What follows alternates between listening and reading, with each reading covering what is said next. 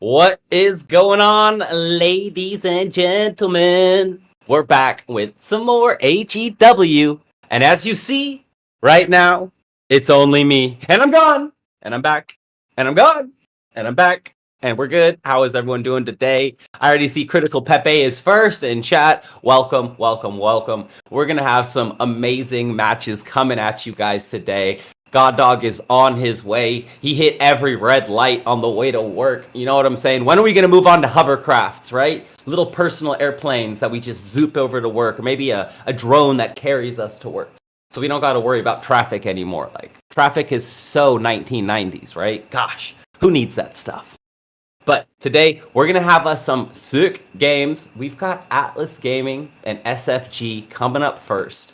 Could we get the brackets, Mr. Producer Man? That'd be great. Not the bracket, the you know what I mean. You know, this thing. Yeah. Ooh. Wow, you guys really did want to start the day off with a barn burner. We've got the top two teams going at it. Only one of them can win this. If SFG can beat Atlas, we're going to have a tie at the top. We are going to have a tie at the top. This is the end of another week of the AGW. And we're having the blob has kind of spread out now. We kind of have a top half and a bottom half with 8766. Boot Nation and Meditate, the two favorites coming into the season, sitting at 3 and 4, showing that this western side of the bracket is very, very strong. All the teams able to take matches off of each other. And now we've got, 3 teams sitting at 4, still in it, still trying to fight to work their way up, but it's going to be really hard to get into those top 3 spots at this point without a huge turnaround in the last matches. And I don't know, man. I don't know. It's going to be tough because I know Boot Nation and Meditate are looking to bring this back. They're looking to move up those leaderboards. And today, Atlas and SFG, they got to play each other. So, only one of them is going to be taking a point coming out of today's match. Yeah, boy. That's what we talking about. Whew. All right. I'm already tired. Where's my co-caster at? I'm already tired. It's early. LeBaker, Aggie, what's good, boys? How's everybody doing today? Lonely. I am, man. I'm lonely. I'm lonely right now. It's lonely out here. It's lonely. Oh, so lonely. What up, Apeiron? How's it going, bro? It's early. I just woke up. Just put down a coffee. Kind of want another one. I got my celery juice. You know what I'm saying? Sensi in the house. Welcome, brother. Welcome. No gold for you, sir. No gold. We should wait for our last match. Okay. You guys are going at it. I don't got no gold either? Okay. Is it because Apeiron isn't here yet? Salary juice? All right. So we got a big match right here. We got Jay Bonito versus Gap coming out. Match number 1 today. We're jumping right into it. We're getting right into the action. These players are ready to rumble. And if you take a peek here, you look at the focused face of Jay Bonito. Gap almost looking like, I'm too good for this. It's too easy. This is what I do every day. Big bro versus little bro. Oh, are they? They do have very similar noses. Are they brothers? Oh, that'd be cool if they're brothers and they're on different teams and they're both fighting for the top. I would love if that was the case. All right, so here we go. Gap, Jay Bonito, getting ready for action. They're going in with the knockup right off the bat. Very nice. Getting in a couple zips, a couple zaps. The vault comes down. Looking to get a nice little... Oh, okay. So what he did there is he pulled the aggro of basically everything on to that Guardian, and which could mess up the card play coming out from Jay Bonito. May have, but now the drag to bottom getting massive value as well. Just smacking all of these apostles around. Now he's going to jump in with the ready to the slam. Almost going to take out that priest, but the priest is able to get off the shield. Ooh, we got an AC5 as well, and that priest is still living. That's a problem. Gap is really trying to kill that priest, but it keeps on healing. It keeps on coming back. So well done by Jay Bonito so far. And Priest still alive. Priest is still alive. Oh, and we have my man, my boy God Dog has joined us. He made it. Welcome, bro. How are you doing? You're just in time. You're just in time. All right. So, Hello, Chief. Good to see you. Glad that I made it for the games. Um, I do see we are having an AC5 game here so far. yeah, we got some AC5, some drag to the bottom. What basically happened early is Jay Benito was able to keep his priests alive for a bit, but as you got here, Gap was able to remove two, now almost three of Jay Benito's apostles, and Gap seems to be in a pretty strong spot here. But, you know, Jay Benito's fighting. He's doing really well. And these are the top two teams on the side of the bracket with 7 and 8 points, respectively. So this is like a championship match right here to get the night or the day started. Yeah, really strong players for sure, and at the top of the standings, and you can clearly see the levels quite high. They're playing quite well, these guys, and it's going to be a good follow-up here, and the double return maybe landing. That's the first return. Can the second one land? I think he does get it, and that's going to be... That was sick. That's a game-winning return there. I mean, Jay Benito's going to have some space with the Earth 6, but I don't know how much time he can buy.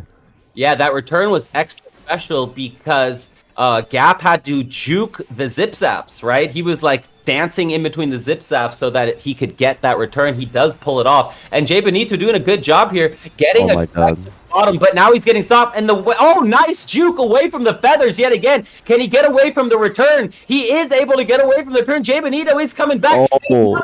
Juke getting out of the way with Jay Benito still staying alive, alive. Wow. Both players down to 1/3 HP. The Guardian is here, but he seems like dead. Cancel! The cancel on the AC5. Oh my goodness, what a comeback. Jay Benito just did that thing. Someone better clip that. That comeback was insane. That was comparable to the Rollo comeback we all remember. That was sick. Wow, that was a great comeback. Good first game for me to come to. Oh my God. I can't believe he survived long enough with the Earth 6 just to buy enough time. And I think he dodged some crucial AC5s from Gap. And that was a great comeback by Jay Benito. Wow, that is a great way to start the day. Ladies and gentlemen, this is what we're talking about. I'm just going to clip that myself because, oh my goodness, I'm just going to make it as long as possible. Yeah, that looks about right.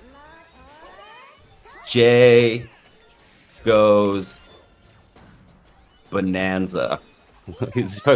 That was insane. And like he was down so much. I thought it was over for sure.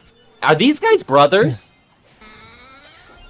Are they brothers? I don't know, but definitely insane comeback for sure. I think it's so interesting that he's playing Earth 6 and Water 5 in the same build. I haven't seen that much, to be honest, so it's really cool to see this type of build. Oh, we have had such a great mix-up of builds and planet choices lately. It has really been refreshing. The last week and this week, it's been very, very refreshing to be able to see different matchups consistently and different people winning like all the time. Even right there, AC5 has not been doing well, but it almost won, right? It was so close. So it is showing the balance has gotten much better just over the last 2 weeks. Yeah. And the thing with AC5 is it's very heavily execution dependent, which also means if the opponent's counterplay is like they're ready with counterplay, it can be quite difficult for the AC5 player to win unless they land perfectly executed returns. And let's see, Gap's trying to AC5, but nope, there's a shield plus the baby cage plus the Earth 6 to keep Jay Benito with plenty of space. And I think he's in a pretty good spot going into the final circle. It seems like he has an apostle advantage. Yeah, Gap's gonna have some work cut out for him. Yeah, I mean, last round looked a lot better for Gap going into the late game. So Jay Benito stepping up his game here. Oh my God, cancel. Big cancel on the vault there by Gap. So well played. Still both players in. And let's be fair, Benito dodged like 3 sick AC5s last match. Like nice the dodges were sick, and it wasn't even a counter. Oh my goodness. God, another cancel. That one didn't look like it hit. That was really close. So well played by Gap here. He is building up a little bit of a lead going into this late game. So Jay Benito's going to have to dance. And oh, there's another one, though. He gets away from like every feather, and he got away from the wave as well. Yeah, I mean, it's kind of crazy. Like, Gap had to do 2 Earth 6 cancels, and still his advantage is not super clear, especially because Water 5 Earth 6 is just favored in the end zone. So Gaps needs to make sure he gets the killing blow soon before the circle closes too much. And Gap doing it right here. Oh, yeah. Wow, look at those AC5s hitting. He's dodging most of the waves. And Jay Benito getting super low here. Is he going to get this? Oh, wow. Was the trade worth it? Was the trade worth it? He needs to dodge the remaining feathers. Can he? No, that's probably it. There we go. Wow, great execution by Gap. I think it's very crucial that he was able to land those 2 AC5s as the circle was closing before Jay Benito could put down more Earth 6s. That was crucial to win that. And now it's going to be really interesting to see if Jay Benito adapts to make it to the final circle without losing too much HP. Let's see what they do.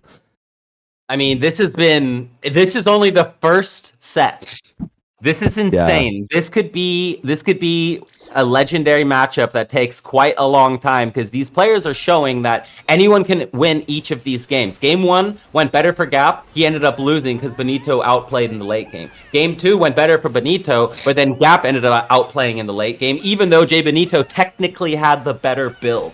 So we're seeing it really doesn't matter here at the AGW. This is what we're here to see. And right off the bat, Gap is trying to get rid of this rogue because he's been thinking, all right, this rogue's messing with me. It's causing me some issues. So, as these Apeiron games and series move on, players do have the ability to switch up their tactics, put in different apostles, target different apostles, and play each phase of the game a bit differently to come out on top. So right here, looks like Benito actually having a pretty good start to kick into this game 3.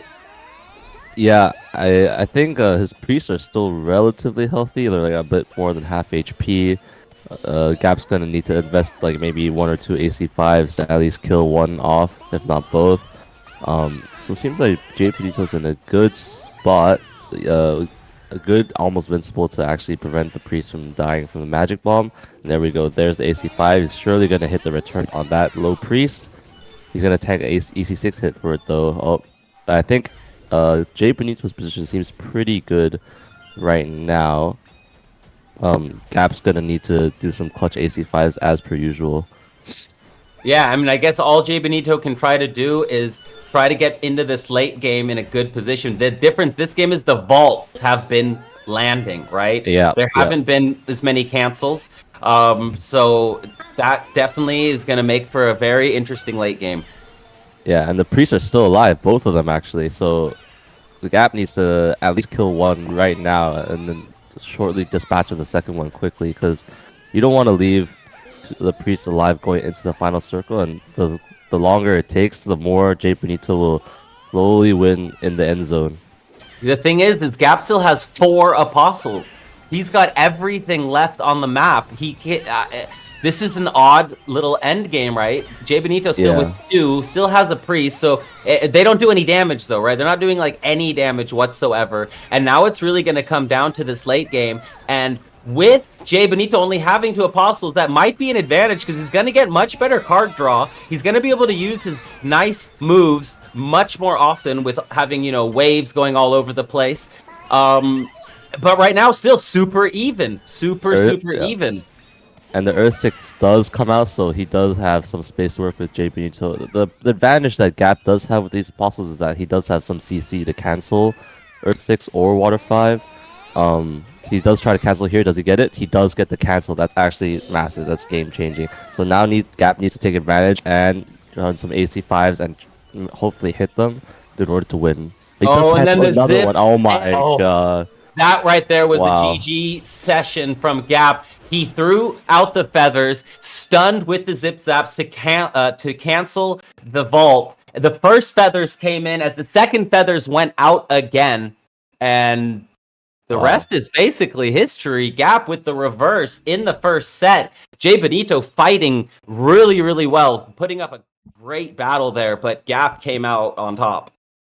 Yeah, I think the craziest thing about that last game is that it looks like a very dominant win on the side of Gap, but actually, if he didn't cancel the first Earth 6, the game would have looked very, very different. It's very possible that Jay Benito would just be able to spam Water 5 and Earth 6 after he cast the first Earth 6.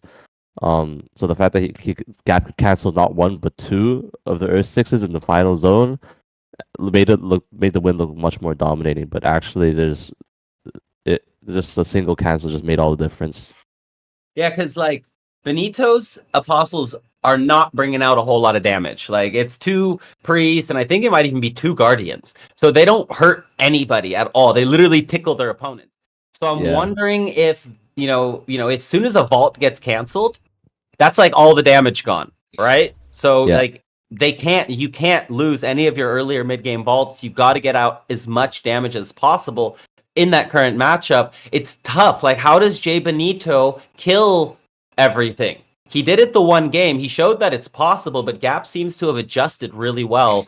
And Gap just seems to be like not two-faced. He just leaves his apostles on the field. They're running around doing more damage, but then it's all healing back up. And then at the end, they just fight. And there's apostles everywhere, which is weird, right? Going to the late game and having like 4 apostles left on the field.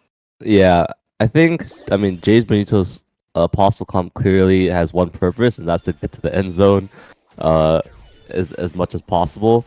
And I think it just really hinges on the cancels and if he can actually get his skills down once the zone is closed.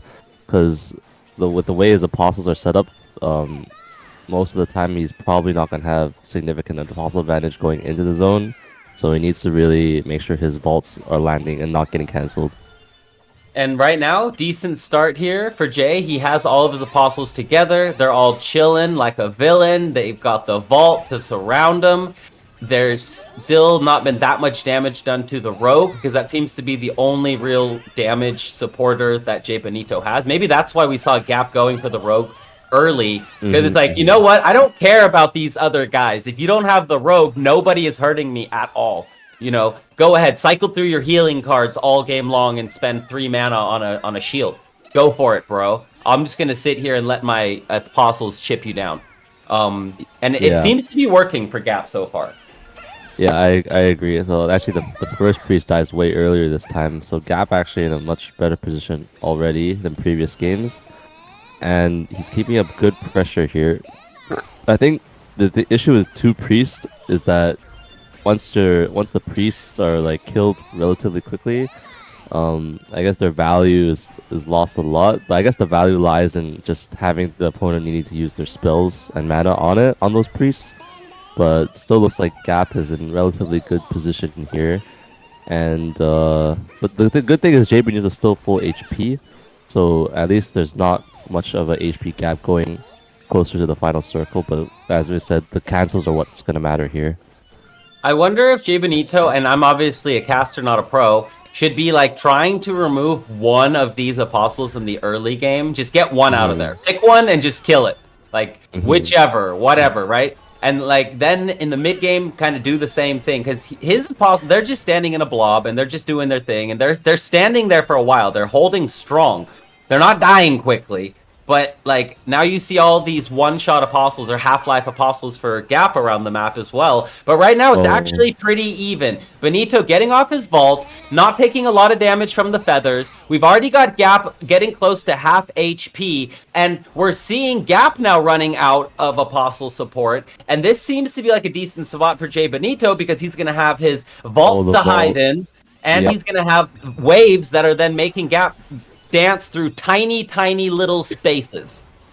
Yeah, I think this looks very difficult for Gap to win. There's very little space for him to work with, and he doesn't have room to cancel, so this is looking like curtains, unless Jay Benito somehow gets cancelled on his next Earth 6, but this looks like it's over. There's no room for Gap to move or to hit his AC5s. This is the strength of the Earth 6 Water 5 once you're in the end zone. If you can get one vault down, you'll just have all the space in the world to keep casting and no cancel opportunity from Gap.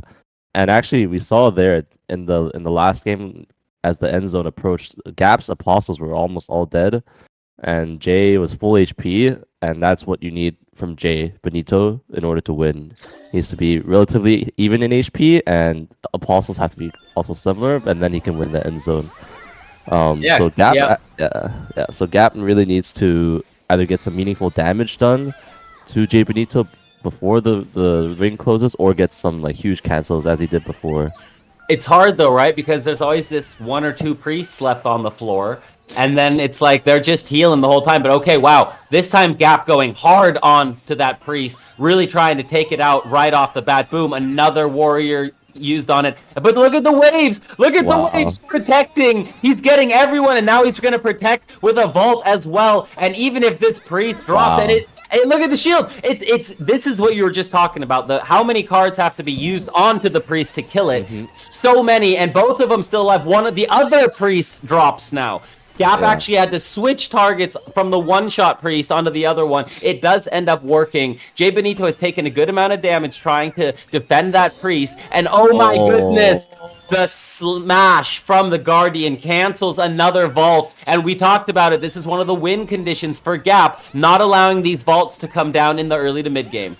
Yeah, that was just a great series of events that happened for Gap. First of all, he killed both priests in one go there, and he managed to get the cancel. It's looking really strong for Gap. Now he just needs to land a few more, like 1 or 2 more AC5s combos, and then he'll be really good, in a really good position. Jay Benito does have some room to work with, though the Apostle situation is not looking great. He needs to survive and just try to hold on as the circle closes and not get cancelled. He really can't get cancelled on his next Earth 6 cast. That's going to be crucial. Well, to be fair, he did a very good job right there, taking the corner, making space for himself only, and he caught up on the Apostle side of things. Kind of. Well, no, I wouldn't say caught up yet, but he did pretty well there. He's still fighting. He still has a good amount of life. But you mentioned earlier he needs to go into the late game even. He's definitely not even right now. He's definitely behind. And oh, that must just be Apostle glitch on the side. Because why are the 2 grayed out for Gap, but they're still there? Yeah. What does that mean? I'm not too sure. I think it might be a glitch, but I think Jay Benito is gonna feel the hurt here. He needs a vault right now to buy him some space. He cannot get cancelled. He does not get cancelled, so it is winnable. Damage. It is winnable. Yeah. And I'm not talking about Pringles. Oh my goodness, the chip. And the red zone. The Guardian pushed him into the red zone. Oh my goodness. That was like a lineman pushing someone into out of the red zone in the NFL. He's like, get in there, get in. Or a defensive end getting the safety. That's what it was. So, all right, here we go. Another rubber match. We are not messing around. These guys are trying to go the distance. Nobody is safe. Nobody is safe. It was a great Who's going to take match. it? Can Benito bring it back? I think he definitely can. But I think we saw Gap figure out something in the early game of that game where he killed the priest much more efficiently than in previous games. So if Gap can replicate that, I think it's gonna look really good. All right, let's see, Gap. Can you play consistent, sir? Or is Jay Benito going to come out and do the tingy? We're about to find out. And it's very similar to last game, but this time they're actually going for each other. The nice zip zap getting a lot of damage on the priest and on Jay Benito at the same time while throwing out the feathers, pulling back the feathers, getting in some really good damage there. Wow. Oh, Benito almost got canceled, but does get off his drag to the bottom. I think this might have been a mistake from Jay Benito. The priests were grouped like early on, and it was very easy for Gap to get good value from damage onto the double priest. And already one is dead. Second one is surely to fall soon. And is the rogue from Jay Benito also dead? Wow, he only has 2 apostles left. So quickly. Yeah, that was wild. Gap just kind of did to Jay Benito what Jay Benito is supposed to do to the other players' apostles. Just a quick wipe of 2 of them, you know, just boop, boop, boop, later, bro. But this is when we've seen Jay Benito do a decent job of fighting back in the mid game, using these vaults, using these waves, and staying away from the feathers. So yet again, well done. While Gap, on the other hand, is trying to finish the second priest, and he's 1 shot away. But the shield does keep the priest alive for another moment or two. So trying to squeeze out as much value as he can is Jay Benito. Yeah, I think it's looking a bit rough for him. He has a 2 apostle disadvantage. Gap is full HP, and Jay Benito hasn't lost that much HP yet, but crucially needs to get like an Earth 6 down just to buy some space. Can't get cancelled again. I don't think it's over yet, but it definitely looks tough for Jay Benito. Good wave control there, keeping himself safe. We're seeing a lot of players really figure out how to use these waves to make a little bit of a safe zone, to keep people, from just being all up on your ass. Just a little bit of space. And then there's like the zip zap. So players are starting to understand how to protect their space, how to make kind of a pocket, like a quarterback in the NFL, right? You got to stay in the pocket. Oh my god. But look at this Gap, just dropping so much damage left and right, zipping and zapping, feathers a flying. He's riding the wave as well, and the cancel of the vault. Oh my goodness, Gap is not going to let this go to a third set. He's going to end it here unless Jay Benito can do something absolutely out of this world.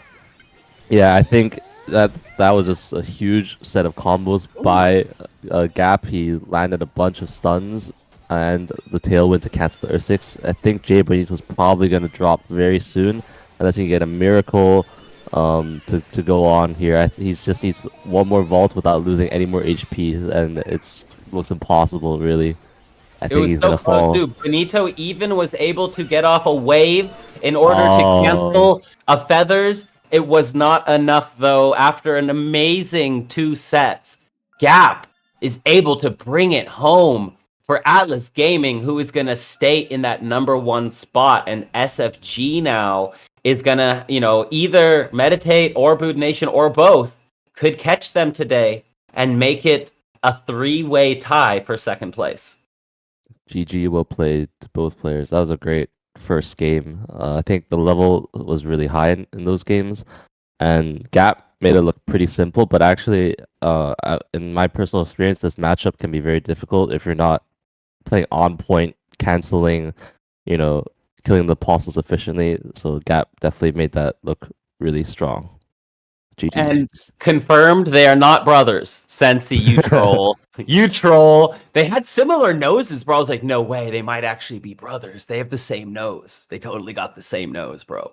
Could have just made that up, but well played.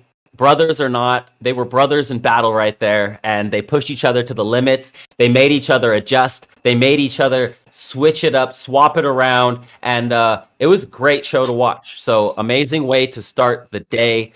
Gotta love it. God Dog's here. We're at full force. We're ready to rumble. And yeah, we can jump right into match 2 because I think Logic has to go. So we'll jump right into match 2, and then we'll take a break after that. So, if you didn't grab your popcorn, if you gotta pee, you gotta hold it. You gotta hold it. You gotta wait. You just gotta wait. So that's yes. We can go into match 2, Mr. Producer, sir, so that Logic can stay on his time schedule and not miss his tingies. And they're against Crypto Insiders, who are also, I think, sitting at 4 points. They're still alive. They need this win as badly as Meditate needs it for Meditate to move up into the top positions. So, Logic better not come in here and slouch today, or else they might be in trouble. Oh, I don't think he'll be slouching. He's always, a sharp competitor.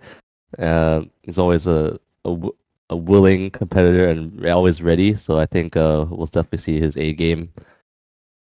Oh yeah, no, he's a warrior for sure, no doubt. He's not one to slack. But we've seen in the AGW, anyone can lose to anyone on any given Sunday. And very true. As the matches are counting down and as it's getting closer to the end, every match is becoming so freaking important. And as I said before you got here, Meditate and Boot Nation are not currently in the top 2 spots. They're sitting in third, tied with one another, meaning, if they don't step it up a little bit, they might not win. Neither of them. Because that was strong. Yeah, I think that just goes to show the level of competition we have is super tough and super high. A lot of these guilds are extremely strong, and just because you were at the top before doesn't mean that you'll remain at the top. Like the competition is constantly evolving, and I think we've seen really strong level from all the players across the whole AGW leagues, and I think it's really close fight at the top. It's gonna be really interesting to see who can actually clutch up in the last few weeks of the AGW leagues. So we're about to find out if Meditate or Crypto Insiders is going to be able to take this match. It's going to be Logic against Singur 7581. And, Singur, you got to step it up today, my dude. You got to do big thingies if you want to take down Mr. Logic, because I know this man is coming for blood. And then we're going to have some more great matches for the rest of the day. We're going to have Tate versus Nailith, Gonzaga D versus Mark Lazaro, Potestaten, one of my favorites, versus Nikora, and LeBaker versus Pepe36. They're already in chat, chit-chatting a bit. So, thank you guys all for coming out, for supporting the stream. If you're not following, make sure to follow. I'm sure you guys are, because you guys are the best. Storm Farm, PGK, Toby, LeBaker, Wicked. What is good, everybody? My boy Nailith in the chat. What's up, homie? How is everyone doing today? We appreciate you guys, and it has been a great show to get this all started. Yeah, I love seeing all like the South American representation in the chat, because they always just type yeah. It's so funny.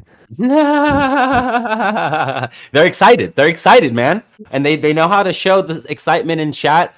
So how about this? Everyone put a yeah in chat. You know what I'm saying? As we go into this next match, let's drop it in chat to support, and just to show the hype and the love we get from South America. It's amazing to see on a basically daily basis. And here we are, Crown and Logic. Crown looking really ready. He's zoned in. He's bouncing. He's shaking that elbow. He's doing the hair. He's ready. He is so ready. And Logic's just looking calm, cool, collected, with his, signature hat on. I love the hat. It's so like he has. People talk about branding. He's done it. Like, Logic has done it when it comes to his brand. Like, people know who he is. They recognize it right away. Like, he can't wear a different set of headphones. He can't wear a different hat. He can't wear a different color shirt. It's not acceptable anymore. He just has to rock it all the time. And people know. Look at your hair, though. Look at all that hair coming down around his headphones. Logic. Oh, yeah, wait. Greasy gamering over there. Logic. Okay, I see you, bro. That's what's up. He's probably been out in the hyperbolic time chamber with all these games going on right now. Yeah, I didn't see the hair until he turned his head a little bit to get the side profile, but his hair definitely looking nice and long, Hell yeah, he wants to. We can do a little thing, Logic. I'll let my hair down. We can let it flow. We'll do a photo shoot where we let our hair flow. That's what's up. Alright, we're jumping in. The game, and then we see the Zip Zap coming out, and the Leaping Shield does dodge the Leaping Shield bomb, and the Baby Cage also to come out. So he's playing Earth 5. Nice cancel by Logic. So Crown is playing Earth 5. And Logic is playing, I believe the Pizza Rollers in Earth C3. Yeah, it is the Pizza Rollers. So I've actually been seeing quite a lot of the Pizza Rollers from top players. I think Sensi runs it, and some other top players also run it. It seems pretty strong at the moment. Oh, did Sensi switch to Pizza? I mean, Sunscene was playing Pizza Cutters for the first 2 seasons because I gave him a planet that I initially bought for like staking or something like a long time ago. And I just sent him that, and he got really good at it, and he was using Pizza Cutters in the early seasons, getting like top 30. And then now it's just meta. Look at all that damage. All the apostles just dropping. Logic down to 1 apostle, and Crown now starting to make some moves, starting to move in to do some damage. But at the moment, Logic's still ahead in damage, and now he's gonna drop the cookie cutters. And what happens with those, if you start hitting multiple cookie cutters, they start doing more and more damage. It starts to scale, and this time Crown does get the EC5 off, so he is gonna get some healing and take out this final Guardian for Logic, who's just chilling in the corner, ready to go into the mid game. Wow, he completely took his hands off the keyboard, did a little stretch, and now he's just back into it. That was so funny. Somebody clipped that, actually. That was funny. Somebody clipped that little moment from Logic. That was perfect. Oh my. Looks so relaxed, not a care in the world. He's so confident he's gonna win this game. Oh, but he does get canceled on the last pizza cutter. Maybe he's getting too confident, you know, he's not over yet. He needs to still finish the job, and it's not over yet. Looks like Crown is in a tough spot, though, with the Zip Zap battle. He's going to lose this one, and it looks like surely it's going to be curtains for Crown. He is just going to slowly die to the Zips. But like for real though, God. a clip of Logic sitting in the corner, cracking his fingers, shaking out his shirt, and then a clip of him finishing it off. That was pretty G there. That's pretty cold. That was ice. That was ice right there in his veins. I can even see there's the smirk, a little smile, way deep below Logic's professionalism. Wow. He's like, yeah, I did that. Yeah, I did that. I just sat there and waited, and then I was like, "Let's go." Yeah, not gonna lie, that's an aura moment, you know. Only people with the utmost of confidence can will do that. So really cool by Logic. It shows he understands the game. He understands the position he was in. He probably just wanted to save some mana for the late game, anyways. Yeah. So he's like, "All right, dude, you finish off that last Guardian, and I'm ready for you. I'm here. I'm waiting. I'm taking off the gloves."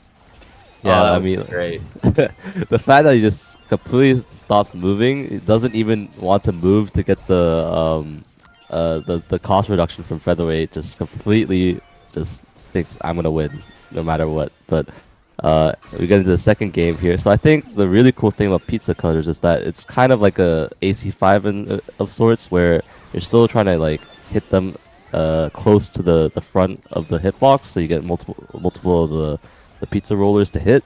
So similar to AC5 in that matter, except that AC5 has the return, but the pizza rollers do not. So in that sense, pizza rollers are more consistent to land, because you don't actually have to hit the return part, just the initial. And the scaling, cast. Right? The scaling damage of it, if you continue to hit, is also very, very. The shields shred basically. Yes. And that's the great thing about it, right? If you can like kind of save them up, get the cost down, and then hit someone with multiple pizza cutters, it's really going to start to shred their armor. But right now, both players going at it. This time it looks like Logic actually has more apostles on the field. Crown already taking a lot of damage coming in early. Logic going to drop some more pizza cutters, staying just out of range of the Zip Zaps with another knockup. Logic is starting to just zone in, ladies and gentlemen. And he said, "No, sir. This time I'm keeping my hands on the mouse and the keyboards, and I'm just going to do the motherfucking tingy." Yeah, it looks a bit too easy for Logic. Like I feel like he's getting an apostle advantage a lot more consistently compared to Crown. Even though Crown is running Earth C5, which is supposed to be, you know, a better apostle clear. It's probably the best apostle clear in the game. So I'm very curious to see in the next game if Crown can, you know, adapt and at least try to get apostle advantage going into the end zone. Because with Earth 5, if you're not getting apostle advantage, then your win condition is much harder to achieve. So well done right there. Logic coming out, just throwing blows.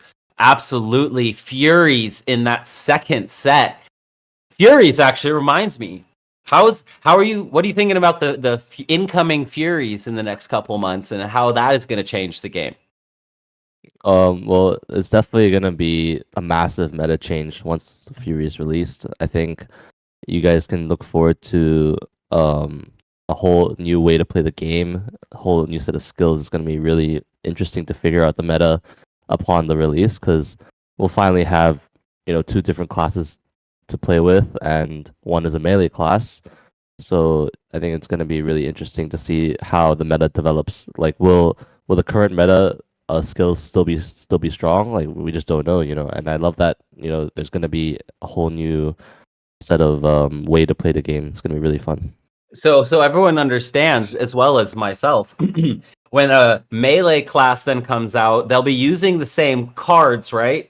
In theory, like the same card, but it will do a different thing, a melee version of the thing, or how would I understand? It'll just be a completely different set of skills. So the cards will still have, you know, there's still gonna be like an AC5, but the AC5 is gonna be different for Fury. So like, yeah, exactly. Okay, yeah, sweet. So like completely different. Can you say anything there? I can say that it will be completely different. The skills, no skills are gonna be like replicated, you know. Oh, well, that's amazing. That means that there's going to be a whole new world. A new fantastic place, I agree. A new fantastic place to be. Point of view. There we go. Point of view. We can do place to be though. That works. It even works with the rhymes. All right, Yeah. we're going in. Wait, I swear I just saw like two foresties for a second, but that was weird. But they're not. Like neither are. Yeah, But I think some of the avatars because sometimes can look very like other planet types sometimes. But either way, here we go. Crown now needs to do the tingy. He still looks focused. He's got piggies on his heater behind him. Maybe that's his piggy bank. Actually, that's kind of cool that piggy as like a stream background thing. And he is ready to room play. He needs to bring this back down one set already. They're going into set number 2, and let's see if he can do it or if Logic is just gonna. Oh boy, he's definitely switching it up. Wow, the Scorch brand. I like the adaptation. You know, just try something new, something different. Seems like because the previous games were a bit too dominant, where if you make a pretty big change, at least trying something different. And Scorch brand obviously extremely strong in the meta right now, so I think it's going to be interesting to see how. But I have a question about that. His Scorch brand barely did anything because it was only hitting one apostle in the corner. It didn't do that much damage. It didn't give him that much map control. It felt like. So, maybe not the best placement, but it is a good early game so far for Crown. He's doing pretty well. He is no, not anymore. Now he's down on HP because Logic is just throwing haymakers left and right. Oh, Crown gets canceled during his knockup. There's a lot going on right here. We've got all kinds of circles, not protection, but stun circles, and now he's trying to bring out another Scorch brand. Wow, Logic is being very mean, very rude. Logic is putting on a lot of pressure. Kind of just like was playing in front of Crown's face for the whole duration of the game, but that's what it takes, It seems like Logic's game plan is just to pressure as much as possible with the zip zap and keep pizza cutters in his face. But right now, Logic is sitting over here against Crown and the Apostles. He did take some good damage. Crown does get away, doesn't get hit by the double pizza cutter, is stunned up, but not taking too much damage. Oh, he needs to move. He can't get hit by it anymore. This might be it. Ah, panic! He was fighting back really well there. He had a moment where he caught Logic in a situation where it was Crown and 2 Apostles versus Logic, and Crown took advantage of that, sat in that corner for quite a bit, and did start to chip away. But Logic noticed the situation and brought over a couple Apostles to back him up, and then with the stuns, he chipped away. The Scorch brand was too little, too late, and there's the look at the hair, look at the and Logic able to take game 1 in set number 2. Yeah, Crown definitely had a moment late in that game where it kind of looked winnable, but he needs to be very careful about losing too much HP early into the game. Seems like Logic's getting a significant advantage early in the game, and the Scorch brand really needs to put on the hurt onto the Apostles, because the big reason why people are running Scorch brand now is because it actually makes your Apostles do more damage. So so you put it next to your Apostles as well as theirs, and it makes yours go into like Berserker mode while theirs like are easier to hurt, basically. So once you put down Scorch brand, you get a 25% increase in damage to your Apostles. So it's a very strong, especially if your Apostles are like warriors. Exactly. Yeah. Okay, that makes a lot of sense. Wow, but Logic's seemingly unfazed. It doesn't even matter. He's just doing so much damage all the time early game, and always Crown has to fight back from a deficit. Yeah, this is a big deficit already. Crown has already lost an Apostle, another one going down. He's getting low on HP as well. He's trying, he's fighting. Oh, he does get away from the headshot. That was big. Oh no, that was his headshot. So Logic dodged that headshot. Well played there. Logic taking control and looking like he's just gonna, and look at this. Gets out of the way, zaps across the map, knocks him up, and then comes with the cookie cutters. Pow, pow! Game over. Logic is like, I got a meeting to go to, guys. Sorry. Very simple, clean. Oh, we got the hair again on the side. That's where Logic's going. He's going to get a haircut, I bet you. Wow. He's like, I can't miss that appointment because I know Logic always trying to, stay fresh, stay on top of his game, and he just stayed on top of his Apeiron game right there, taking the quick 2-0 against Crypto Insiders. Well done, both players. Good job, and GG's. Whew. That looked a bit too easy for Logic. He was so comfortable. Like I think Crown was having a very hard time with like the pressure that Logic was putting on early game, and yeah, Logic able to execute really well. GG's. GG's. All right, everybody.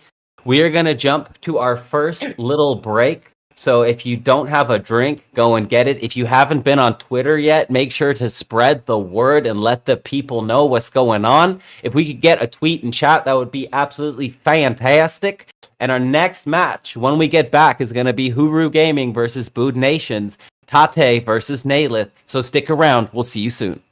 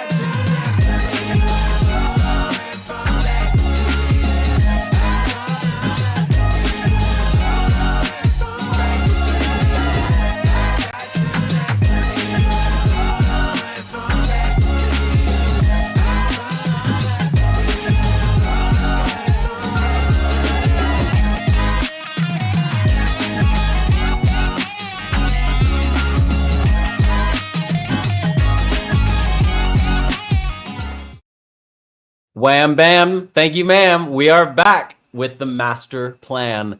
AGW Apeiron Guild Wars. We're doing the tingy. We've had some amazing matches so far. And next we're gonna see my boy Nailith coming up. You know, love this guy. Love to put him under some pressure in the spotlight, make him perform. This is good practice for all esports players. You need to be out there having people watching you, so when you make mistakes, you feel it more when people are watching. So it definitely is a different kind of pressure.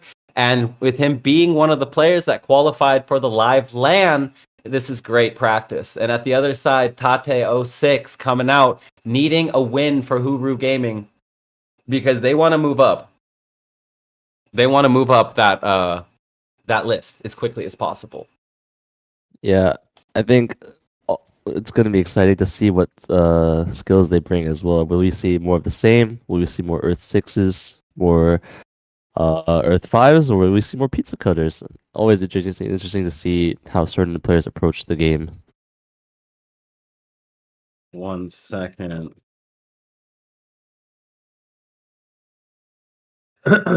Yeah. And you know what's great is we've seen different builds from literally everybody today. Yeah. They've done everything, and we've seen games go both ways. We've seen, the ability for everybody to basically win their matches if they play well, right? It's come down a lot to the micro, the in-game decision making, and knowing how to play the different phases of the game. So these players are being pushed to their limits. We're sometimes seeing something like that not, work, that they think will work, and then all of a sudden they lose the game. Like, oh shoot, wow, okay, hold up. What do I gotta adjust? What do I gotta fix? Yeah. So for this next match, do you think Tay can take out Nailith? Nailith, top 2 leaderboard player, going to the live event. This guy's pretty freaking savage when he finds his zone. Yeah, I think Nailith definitely favored in this match. Nailith was top on the leaderboard for a while, and I know super dedicated to the game and always trying to figure out new strategies to play it. So I'm gonna be very interested to see what Nailith plays, because I think the last time I saw him play, he was playing Water 3 in the AGW Invitationals. But even before that, on the leaderboard, he was always known as a Water 5 player when I was watching him on the leaderboards. So I actually would like to see him bring back the Water 5, because now Water 5 can cast while moving. So I think it would suit the meta, could suit him. Yeah, that's true. As a Tundra player myself, I've always liked the WC4 and also WC6. It's like when I used to watch Claudius play it was so interesting because you can put it on one guy just to silence and also do damage. It's a big old circle potentially, and then you can also use it to melt multiple people. It's got the the shield reduction or the shred. So there's so many different plays right now, and I'd love to see some, cold water or WC6 come out. That'd be dope. Yeah, I agree. I would love to see some Water 6. I think there hasn't been many Water 6 players. The only one I remember seeing recently was Rufka, I think. Ah, yeah. Because it's been a while. It's funny, Ancient 8 has done so well, but I feel like they haven't had to show off their skills that often, right? They haven't had that. They haven't had those big matchups yet. I don't think we've had an Ancient 8 Meditate matchup yet, have we? Where the teams battle each other. I don't remember if they played each other yet, but in any case, I think Ancient 8 hasn't been pushed to the point where they feel like they need to sweat yet. Yeah, because in the AGW, Ancient 8 went to the winners finals. Meditate lost to Deoric.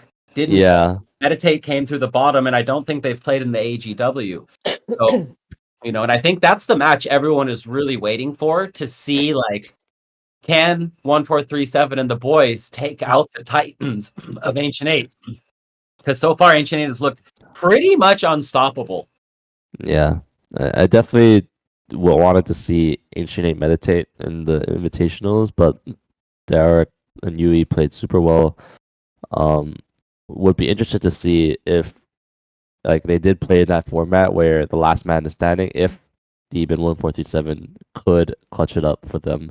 Because Ancient Eight's roster is pretty stacked. I mean, they have Zach, Claudius, and Khan. Like, who's even the best out of all of them? I don't even know. Like, they're all so good. So It was Zach, and then then Khan was the one winning every match because he was the lowest seed on his team. yeah, Then they played in the Wager Wars, and Khan was beating everybody.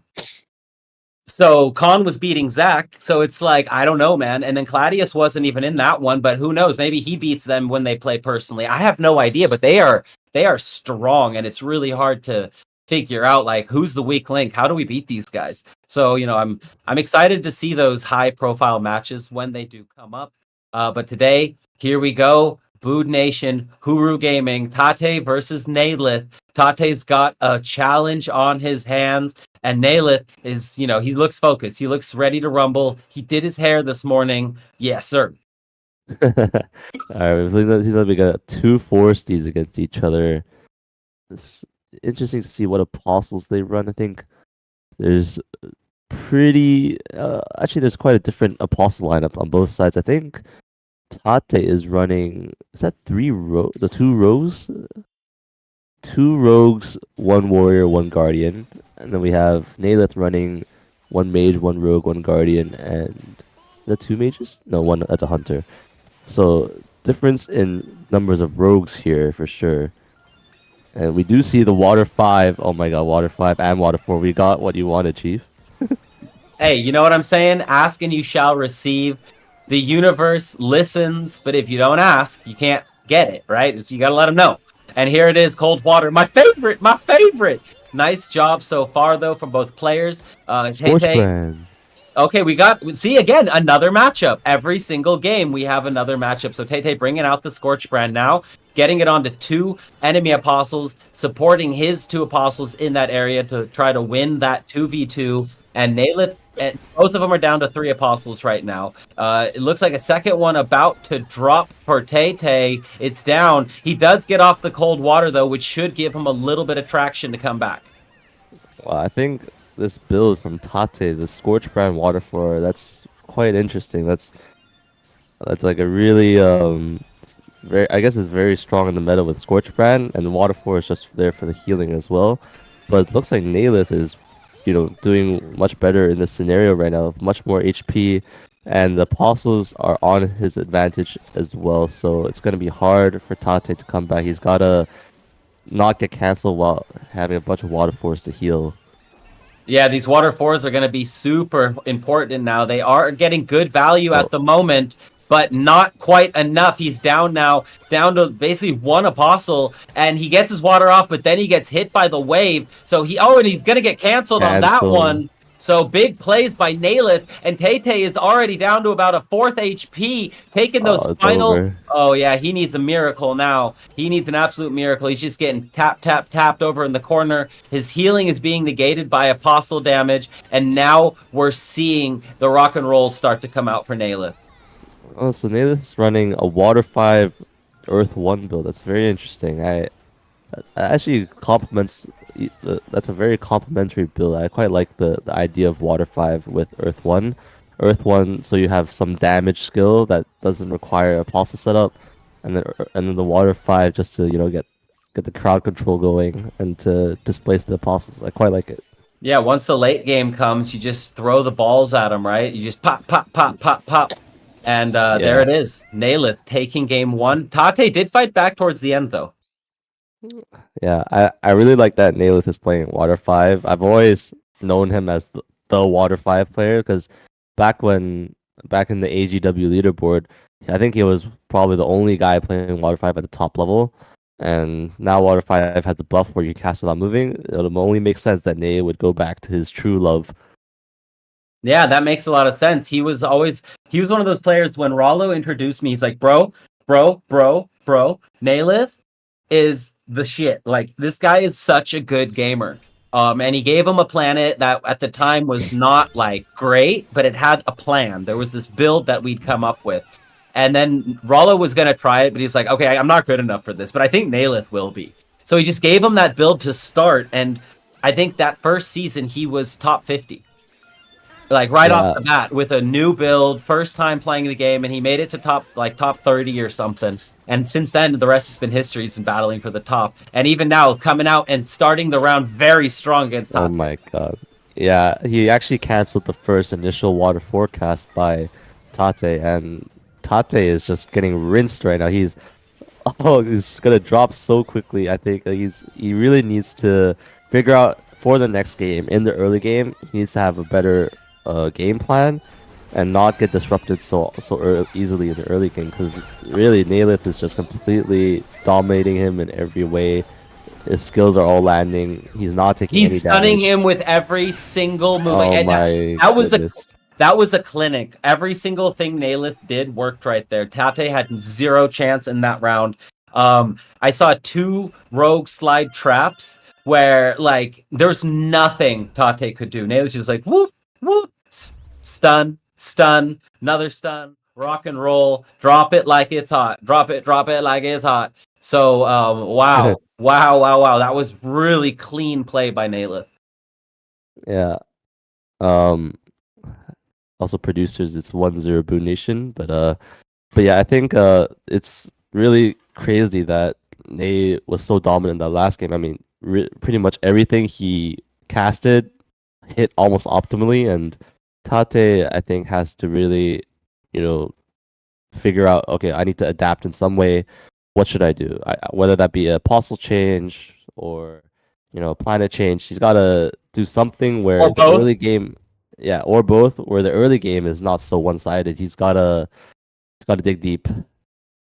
Yeah, no, that makes total sense. And that's the great thing about Apeiron and this best of 3 format is you have a chance to adjust. Well, you have multiple chances. You can change your apostles between games, and then you can change your planet and completely swap your apostles between sets.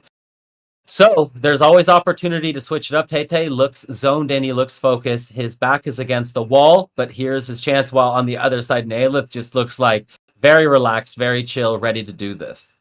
Seems like Tate's adaptation just to take out his guardian and put in another warrior. At least something different. Let's see if he gets cancelled on the first cast, because Nalith was looking for that first game. Nope. Okay, so he does get the water 4 off. That's already a much better start.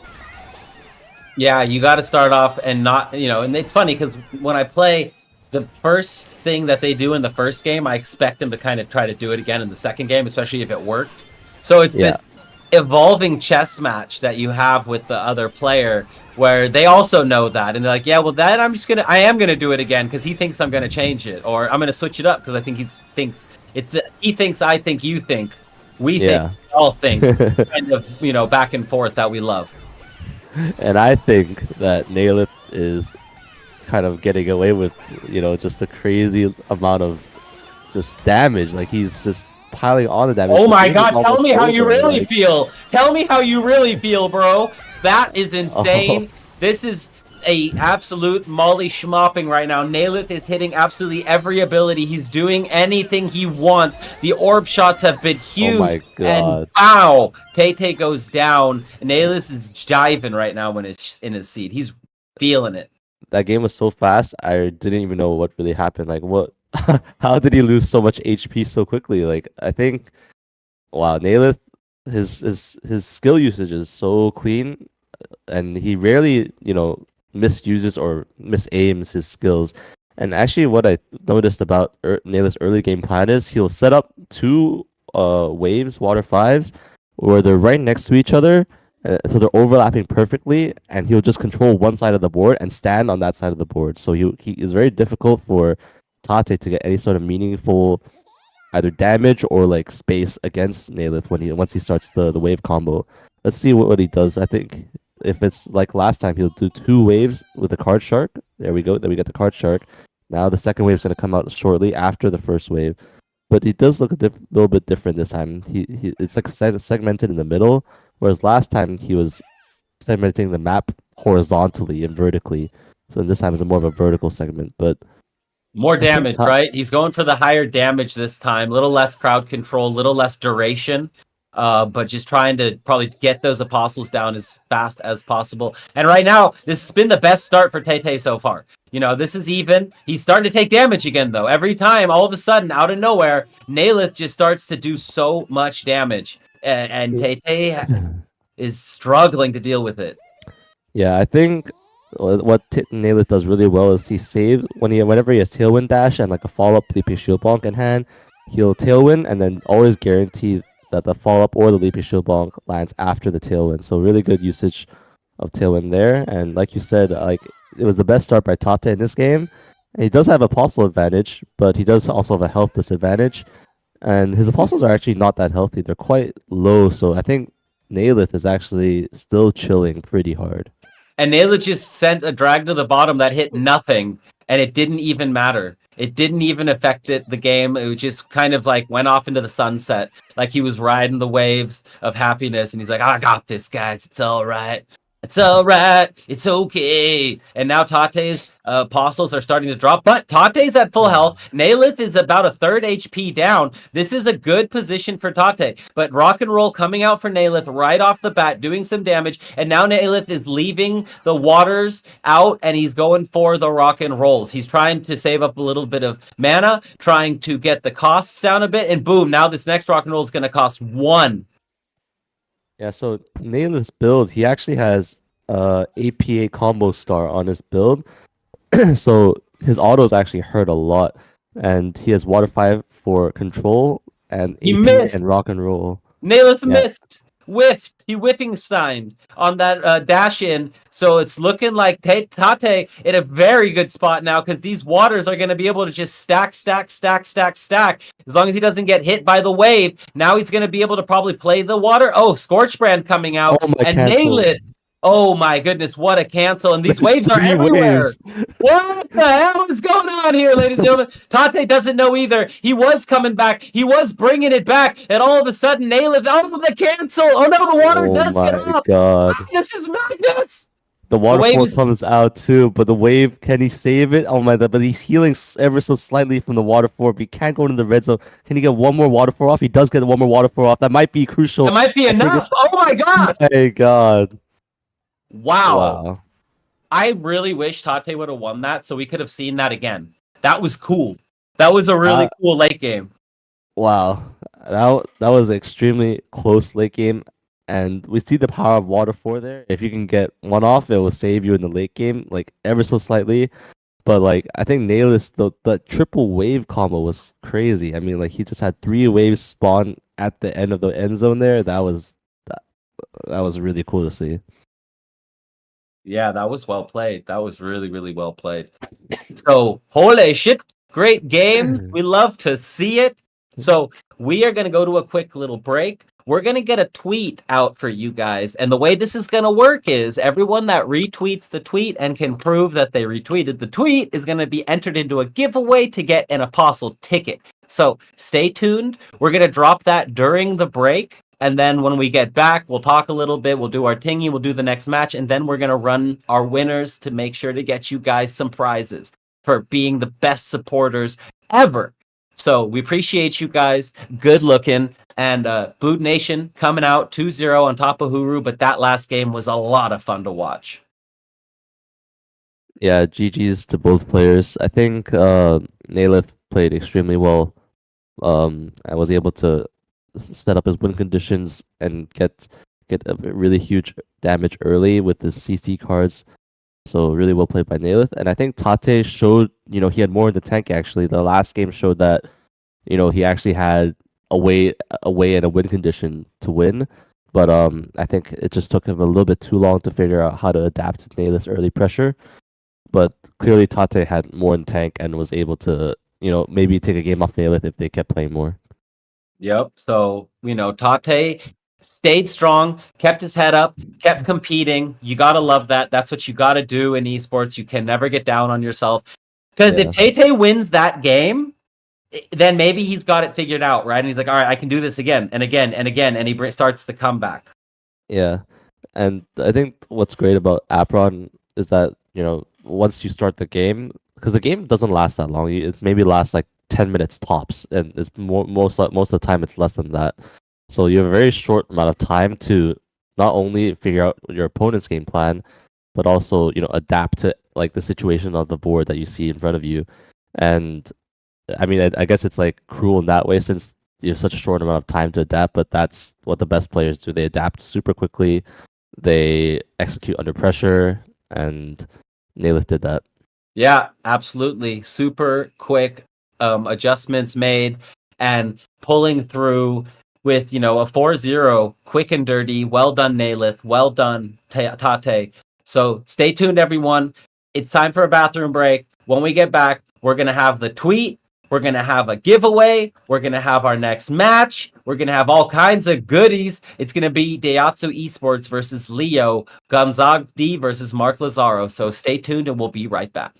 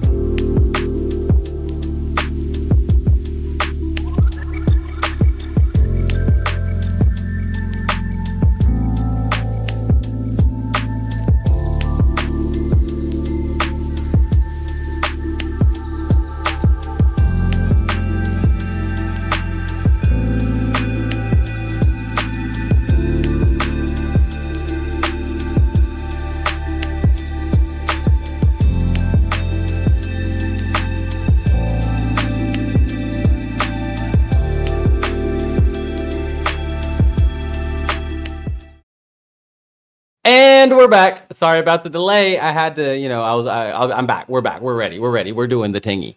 To answer the question in chat, there's going to be an Apostle ticket up for grabs. So, while you're retweeting, you might as well like it too, right? And if you really want to support, you drop a comment. You know what I'm saying? These are the little things you can do to support your favorite games, to support your favorite organizations. The world is run by social media numbers nowadays. So if you take that moment and you just click the like, you click a little bit of support, we love it. We appreciate it so much. You have no idea. It goes a long way. So we are back with more AGW action. We've got another Fuego match coming up. And Gonzaga D, Mark Lazaro doing the tingy. Leo needs this. So does Ayatsu, both of them. Can we pull up the leaderboard really quick, the overall?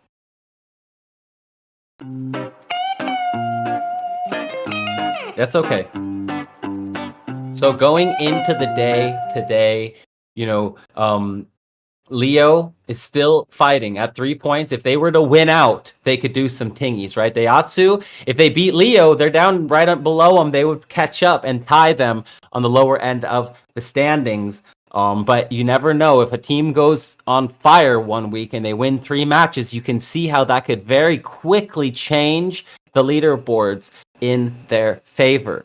We did see Bood Nation get a win, so they're going to be sitting at 7 points now. We saw Atlas Gaming get a win. They're going to be sitting at 9 points, while SFG now tied for second.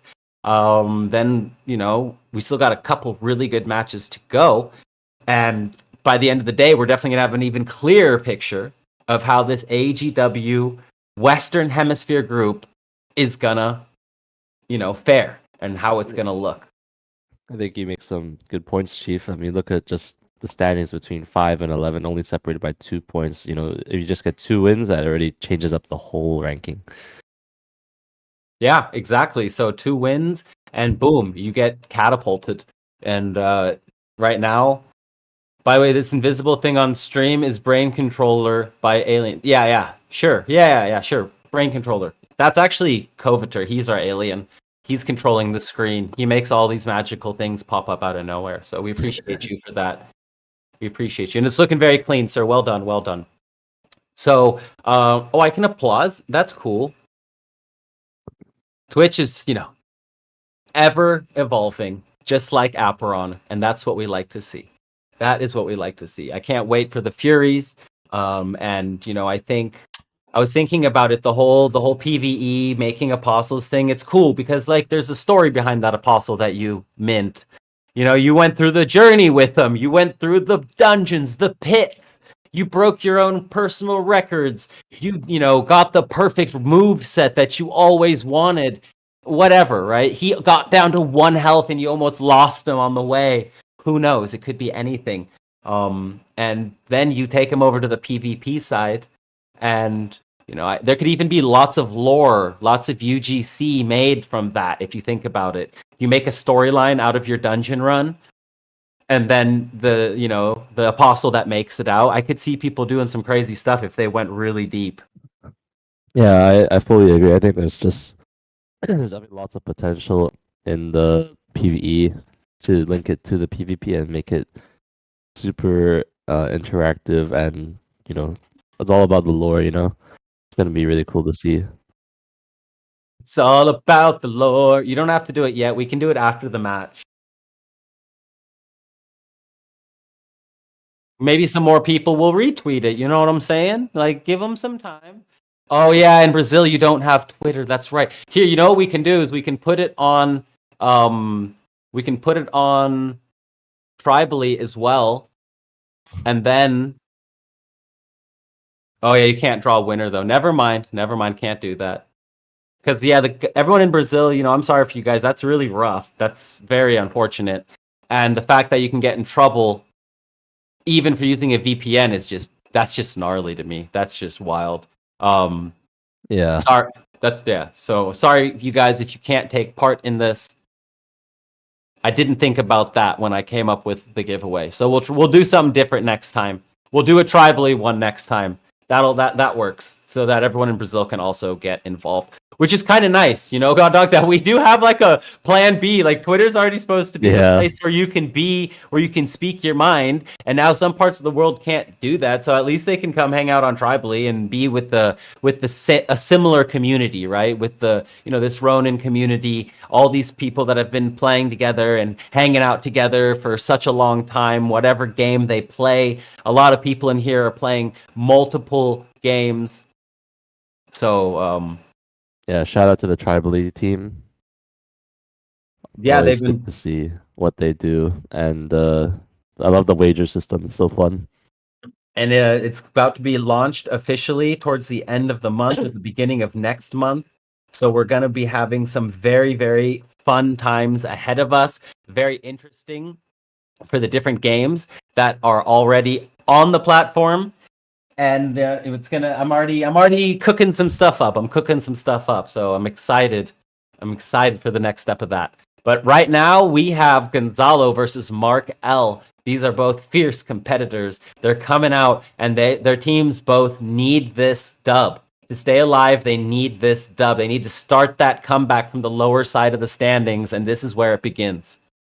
I love Mark L's Delta. It looks really cool. I love the look of his NFT. He's got some horns.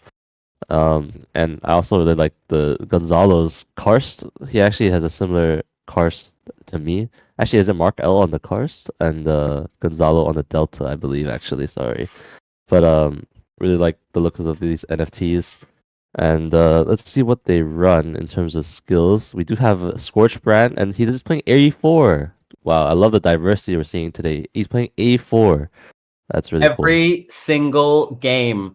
And look at this. So right off the bat, we've got Gonzalo sending Wow. his Guardian out, and everything is targeting his Guardian while all of his mages sit in the back and just tag away. So this was a really, really nice start from Hector's got to be Mark, right? No, Hector. Okay, from Gonzalo, putting Mark in the corner and getting a lot of damage onto the Apostles and the Avatar. Look at the damage that's already been done from Gonzalo. This is an impressive start.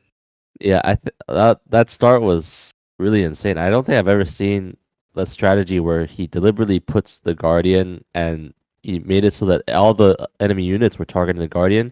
He was also using the AC4 to push back all the units to the back of the map. So that really looked like a very cool And strategy. yes, and he also put all of his apostles at the back of the map to start, and then he jumped the Guardian as far as he possibly could to make all of that happen. So very freaking cool. But oh my, look at the headshot. It hit multiple targets as well. After the Ray Beam, this is a very cool build from Gonzalo. Wow. Never seen anything like it. And it looks like Mark here in set one is just not ready. He was not ready for this. No one was ready for this. Wow. So we have seen AC4 Water 3, but I don't think we've seen the Apostle strategy that Gonzalo employed there. I mean, I certainly think that's really interesting that he has 3 guys at the back and then deliberately jumps the Guardian to the front to tank all the units and group them up as well. That's a really interesting strategy. That's very cool.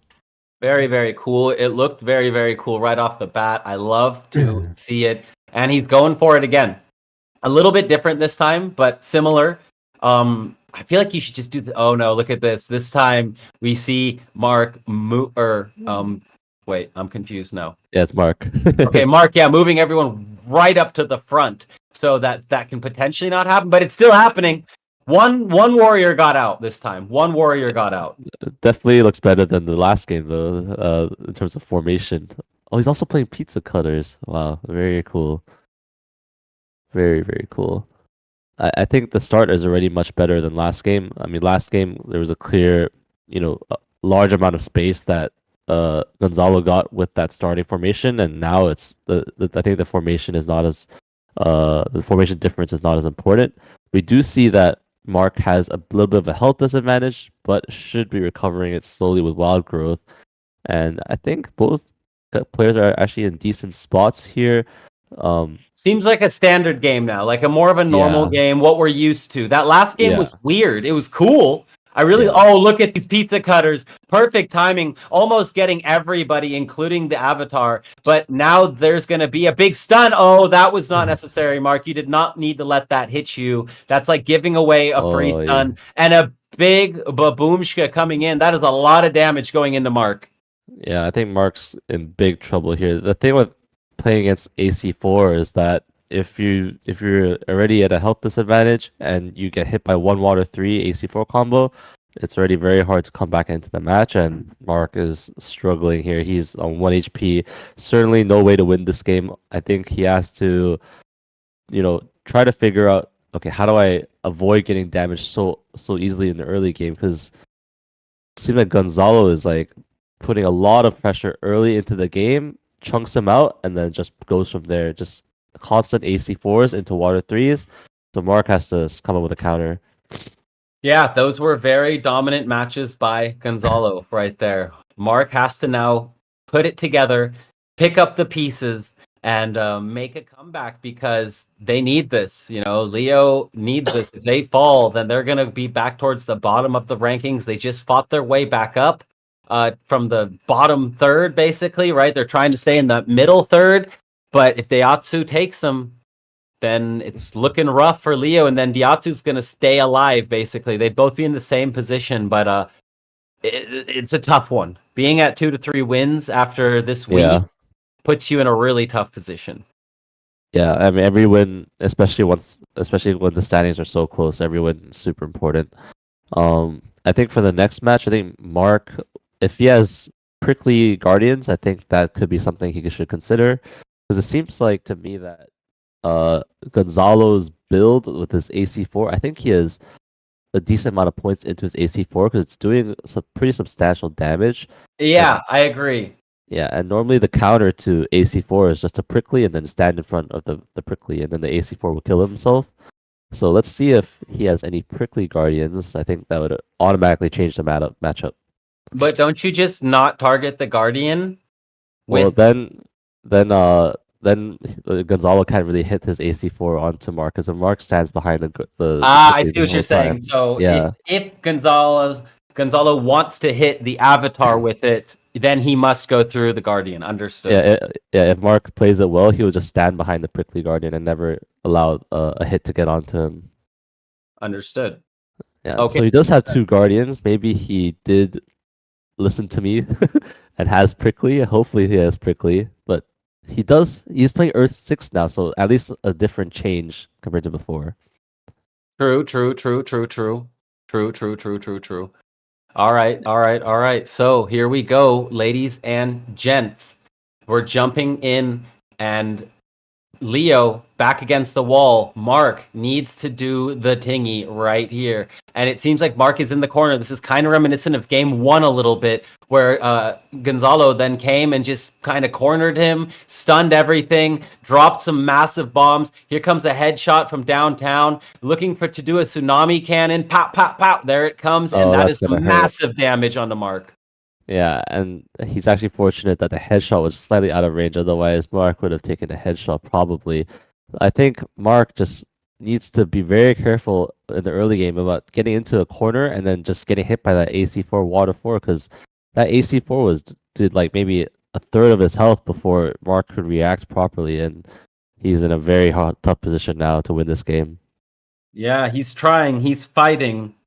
Oh my god, the water 3 lands and into the AC4 too. This is going to be very, very close to finish soon, I believe. Yeah, once this lock comes down, it might just spell GG. Yep. There it is. There's going to be another headshot coming out with the dash. He doesn't get away from it. It hits, and bam, bam, Mark just schmelts away into the sunset. Wow, that was a very well executed combo and very quick too. I think Mark is not aware enough of the AC4 damage. It seems like he's taking too much of it too easily in the early game. He needs to either stand behind his apostles or position in a way where the AC4 is going to come out, avoid that damage, or if he has tailwind in his build, he needs to cancel the AC4, because AC4 can be cancelled relatively easily.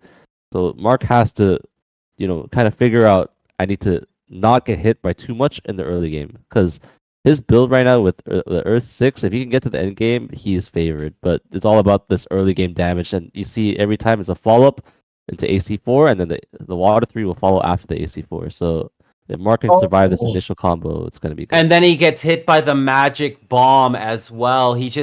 There's so many things Mark is trying to avoid. He ends up running into all of them. That can happen sometimes. And Gonzalo has been playing some very, very fine Apeiron so far. This is very impressive. Oh my goodness.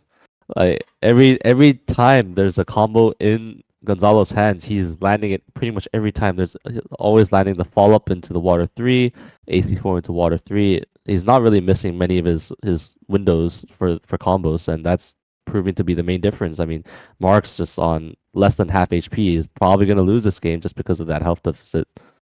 Yeah, no, it's looking like it. It's looking like Gonzalo has Mark's number. This is another amazing build we're seeing. It's just everything seems to be working for Gonzalo. It's the first time we've seen the build, and he's looking to get a clean 4-0. It's beautiful. I love to see it. It's absolutely amazing. So actually, in this scenario, it's not unwinnable for Mark. He's to not take too much damage, but he's getting comboed.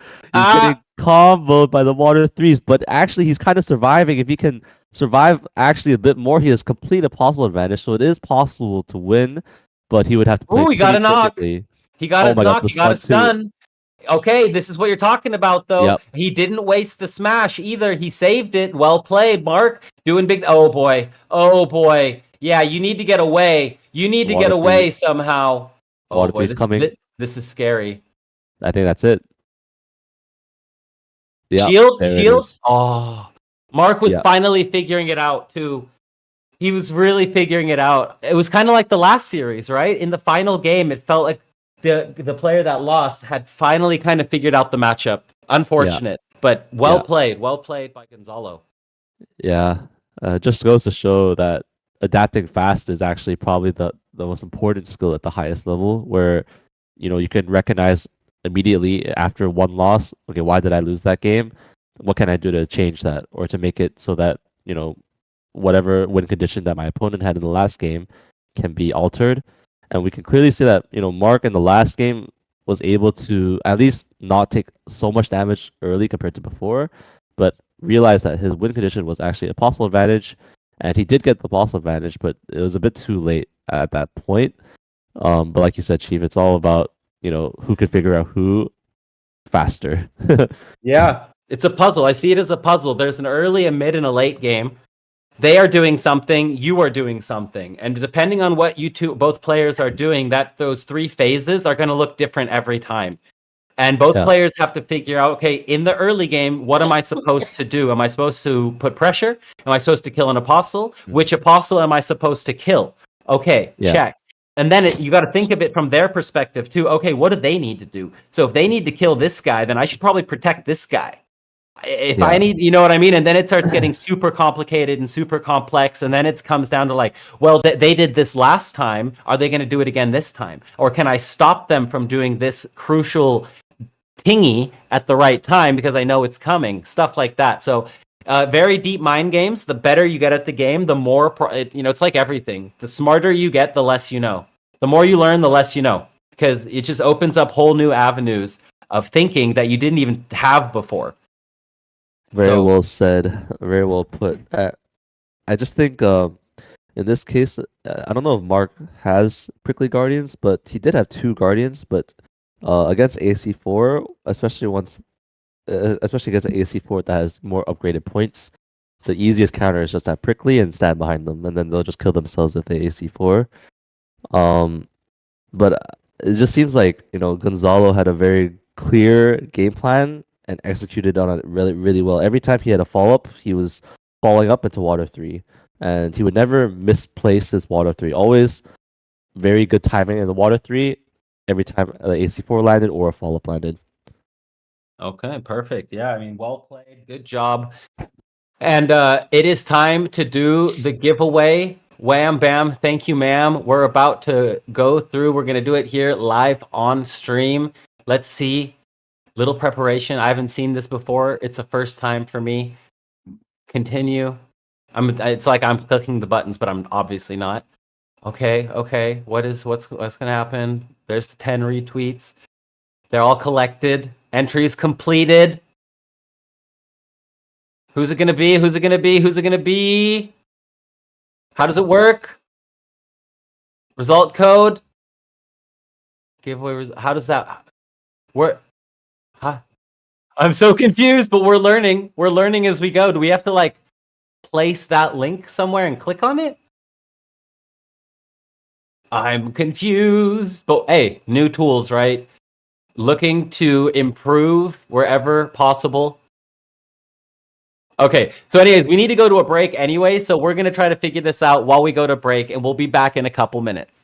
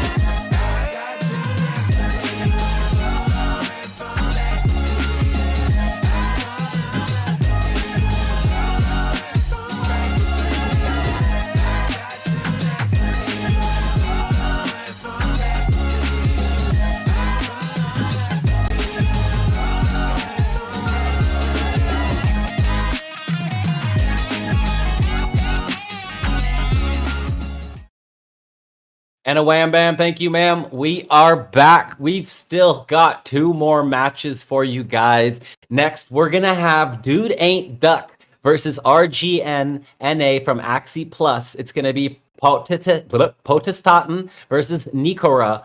Potestaten, that's why I love esports, because it builds these storylines where you remember players due to their performances at certain points in certain metas, right? And I remember Potestaten coming out in a tournament and having all these legendary matchups with new builds that people hadn't quite seen yet, and he was just dominating in this one tournament. I think he got like third or second, but it was like the really, really well played evening where nobody expected him to do that well, and it was sick. So Potts back tonight to show us some more of his skills, but he's gonna have to go through Nikora. What do you think we're gonna get into tonight, Mr. Goddock, or this morning, I guess? Yeah, like I think you bring up a good point that about players and their storylines. You know, the thing about Apeiron esports is that a lot of people can just come out of nowhere, and if you've got the skills, you can quickly become really good. And it just shows that anyone with the right skills and mentality can make it to the top of this game.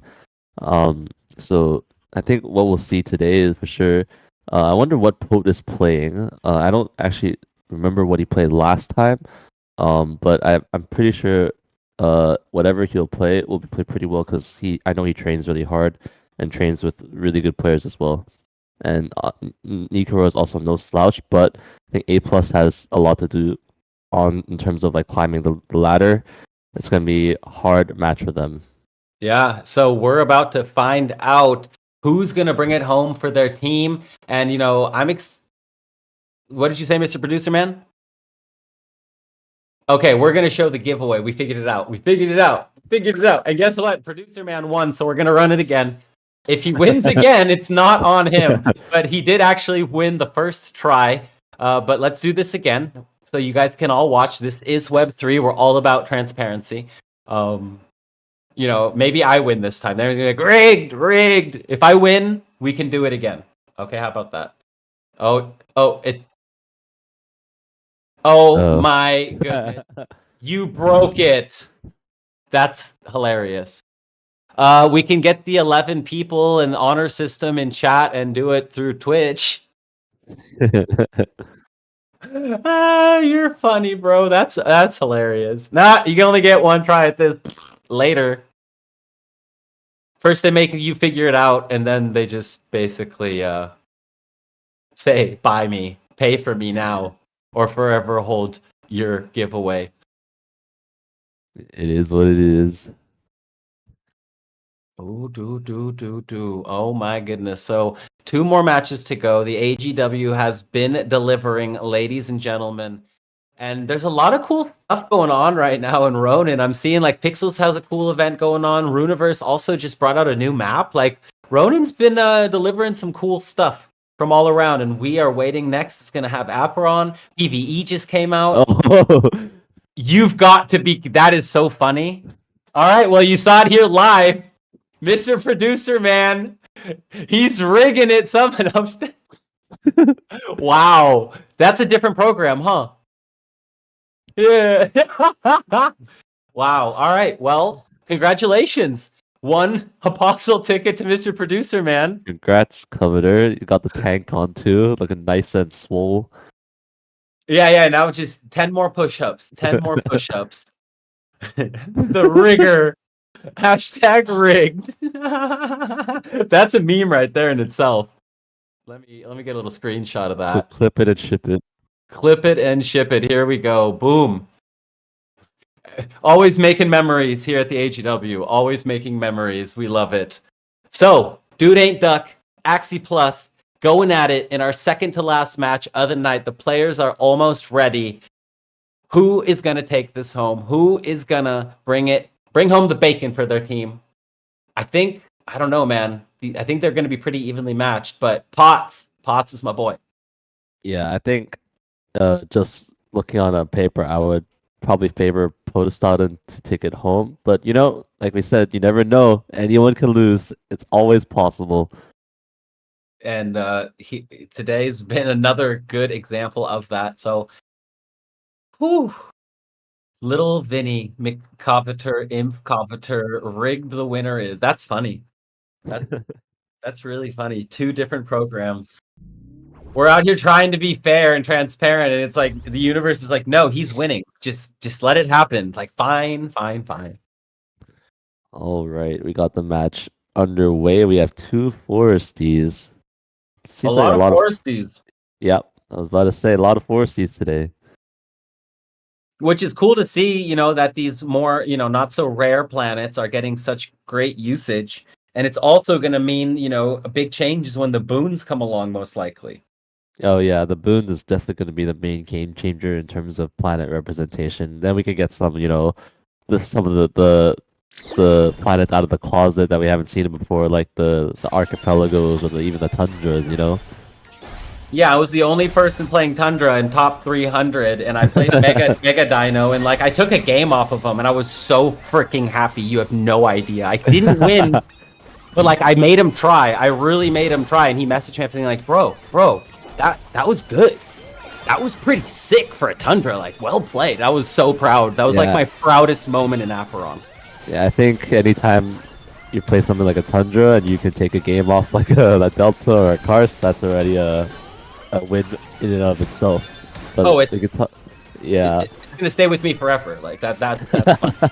It's my moment. And Pot's coming out strong right here in game one. Already got Nico down to half health. Nico looks focused though. He's zoned in. But Potts is just kind of doing the damage. He's trying to take out this Guardian out here, very interestingly. Yeah, he's slapping the Guardian with his auto attack. So he is running Air per 8 combo star.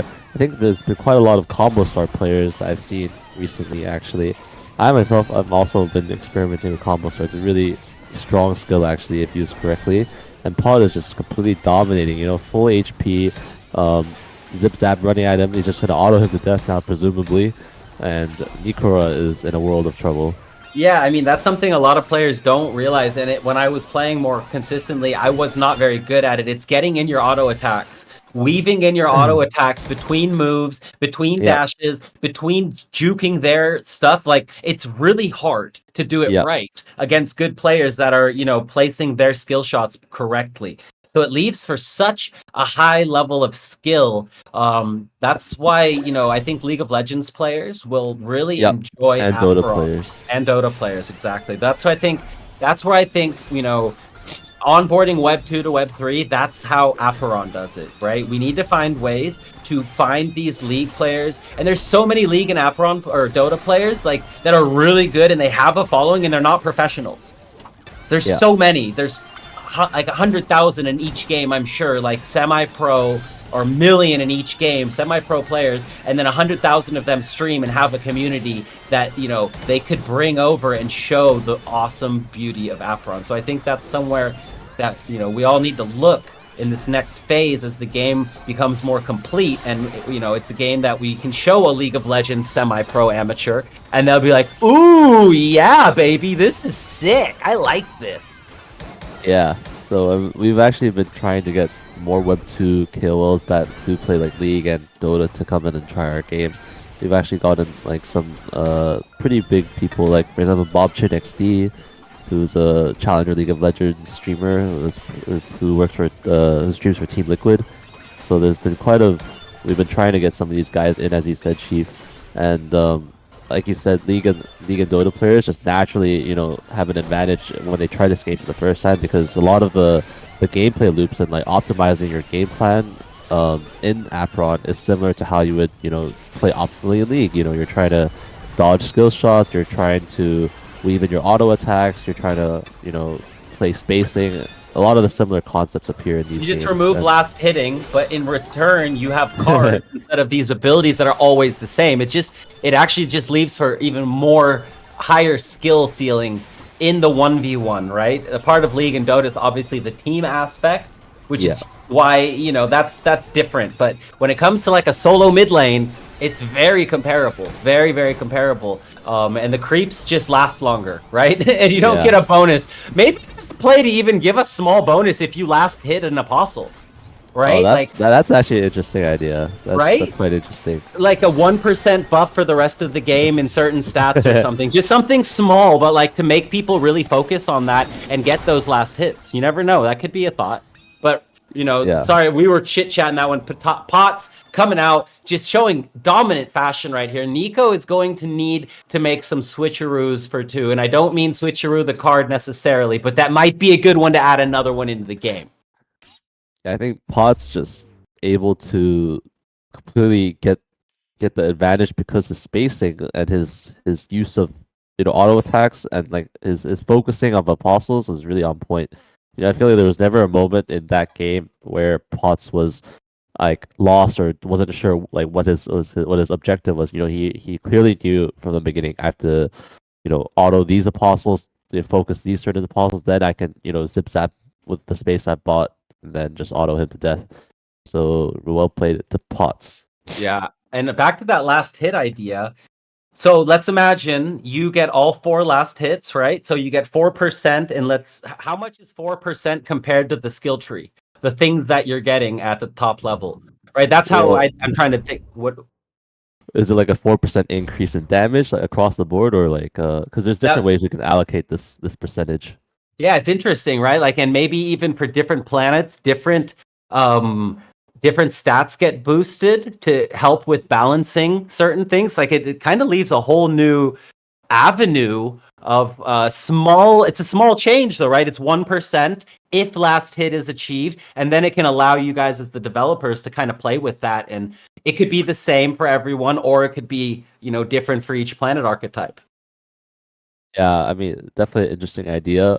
I wonder how much time it would add to the pipeline, because Oh yeah, no, for sure. yeah, um, yeah. I mean, the constant thing with Apeiron and trying to like what I've noticed after spending some time here is that the dev pipeline is trickier than you may like everything. It's just so many little things that can add just time to the pipeline, which is why I guess like developing Fury and Fate has been quite of a challenge, but Fury will definitely be really cool once it's out.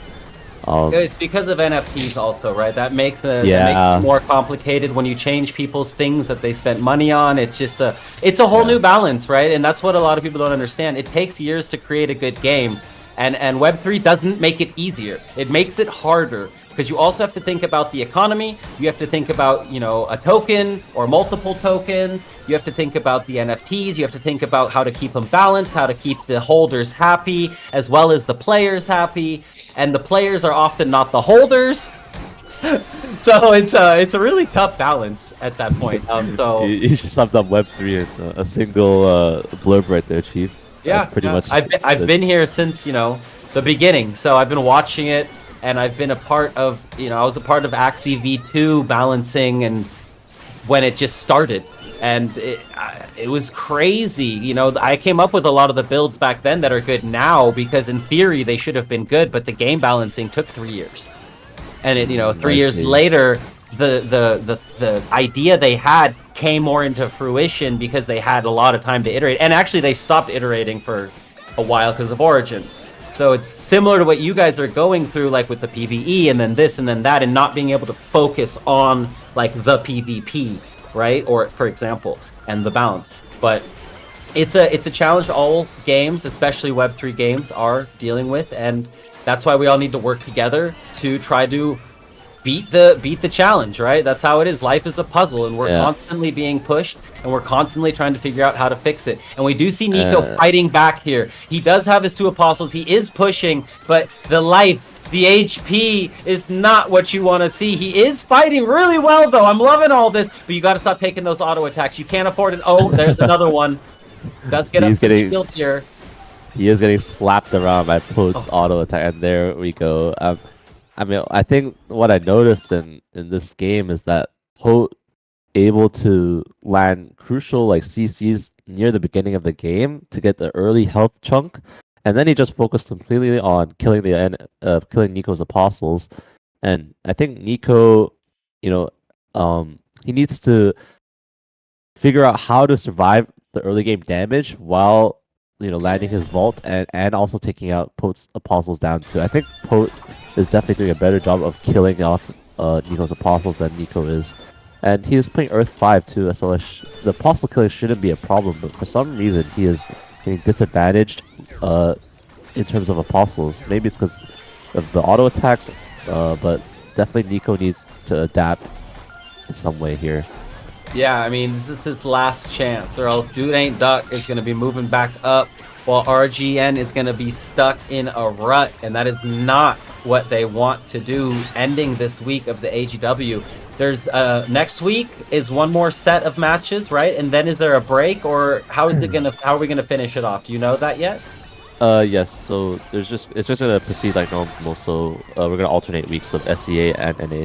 So it should proceed like normal. Alrighty, so you guys, the action continues. These teams get to fight, and Nico yet again is getting schmelted. Potestaten is just dropping the hammer with his orb auto attacks, and every time Nico chases Pots, he's like, okay bro, yeah, come at me bro, I'll just hit you in the face with another orb hit. And right there we've got the EC5, we've got the vault, everything is hitting at the same time. But you see Pots healing back up to full, while Nico is just getting a little bit of shield, not the trade that you want to see as Nico, and I think Pots is about to bring this one home. Yeah, I think Pots' EC5 plus a combo star is just too much for Nico. I mean, like, he is always getting apostle advantage and health advantage, and what can Nico really do except just die? Like, I mean, I think Nico's only win condition in this sort of matchup where you're playing Earth 6 into Earth 5 is to play for the late game and just try to like buy space with your Earth 6. But I think generally Earth 5 into Earth 6 is favored for the Earth 5 player, but with the combo star on top of that, Potestada just made it look way too easy. Yeah, that was very, very clean, very, very smooth. They did the tingy, and at the end of the day, Pots was much, much too strong. So congratulations to Pots coming out strong, doing the tingy, and Axie Plus, they got to go back to the drawing board. They got to go back and figure out where they went wrong. And they're going to have to win out now towards the end of the season is what it's looking like. Yeah. GG's to Dude Ain't Duck and A+. A+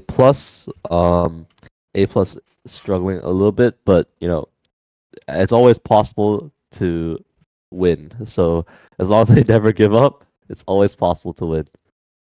So guys, we are coming towards the end of the show. We've got one more match coming up after the break. It is going to be between, oh my god, click the buttons faster, go.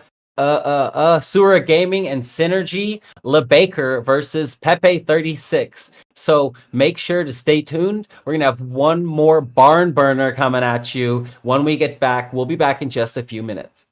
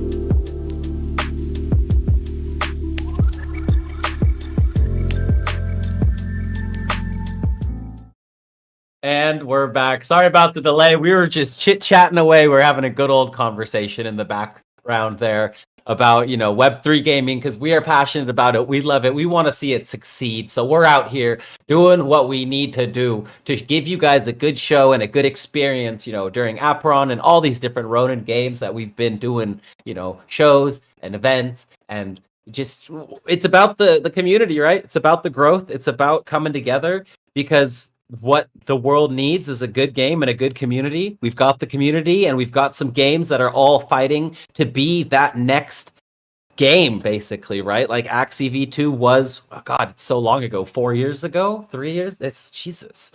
It's like a lifetime ago. The Axie stuff. Like, it's so crazy. So we are here in the second iteration of Web3 gaming, ladies and gents, and you guys have stuck around and you guys have been absolutely amazing. So thank you guys for sticking around. God Dog, thank you guys for fighting and building and continuing to deliver. And right now we're seeing some of the fruits of your guys' labor. We're seeing how good the competition has been and how, diverse the gameplay has been in the choice of planets and apostles, etc. Yeah. Like you said, Chief, we're just trying to make our game work, and it's coming, guys. Like once we release more stuff, we'll definitely be in a state of hype, and hope you guys are looking forward to that. And we appreciate all the players for their patience, and our project definitely not perfect by any means, but we're doing our best, and we're gonna repay your guys' faith. So just keep going, guys. Keep playing your games, keep giving them data, because something I gotta say is you guys cannot deliver balance without data, and the community's done a good job. You guys have given them enough. You've been given enough data that you've made changes that have made the game much better, like competitively, right? The balance as a caster is always very important when I'm watching a match, that it's like, all right, I don't know who's gonna win. That's all we want, right? That's all. Yeah. That's all a gamer ever wants, or that's all a viewer ever wants, is to be like, all right, I don't know what's gonna happen right now. I am watching to see what's going to happen, and it's been like that for the last 2 weeks, and it's been really, really nice. I've really been enjoying these casts. I've been enjoying these matches, and I think we're going to have another good one here. We got Pepe, who was the first person in the stream today. He was ready to rumble. He even called. He's like, first! And then he's like, all right, LeBaker, I'll talk to you later, bro. We're playing last. Peace. Water 6. Oh, yes. We asked for it, and we got it. And here we did get it. Against EC5. So we have some massive damage going onto the apostles from both sides here. We're going to have the extra heal coming out from the EC5, and we're going to have the extra shred and diameter coming from the Water 6. Yeah, so I've been playing Water 6 for fun recently, and what I've noticed in the current meta is kind of all about apostle clear. Who can clear each other's apostles faster and more efficiently, because really if you're able to clear it more efficiently, you're just most of the time going to end up with an easier game state, and Water 6 is really good at doing that. Of course, the weakness of Water 6 is that it's pretty easy to cancel. You have to stand still, cast time is a little bit long, but if you do get it off, it really just changes the whole game. So on the side of Pepe, he needs to make sure he doesn't get cancelled on his Water 6 cast, but he did manage to get the first one off very successfully.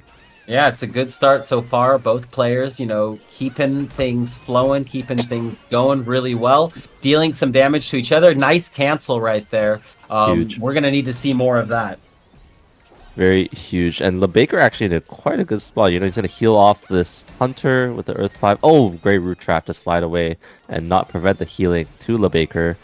And actually, both sides are playing Earth 5, but wait, he's playing Earth 5 Water 6, Pepe. He is. That's something new. Again, something new every game, right? Wow. Every single game we're seeing something new. And right now they're pretty even on HP. We do see Pepe taking a little bit more damage there, but Pepe looking like he does have a little bit more apostle presence on the field. So this is looking pretty decent, because with those circles, he's going to be able to control the middle to late game with the Water 6.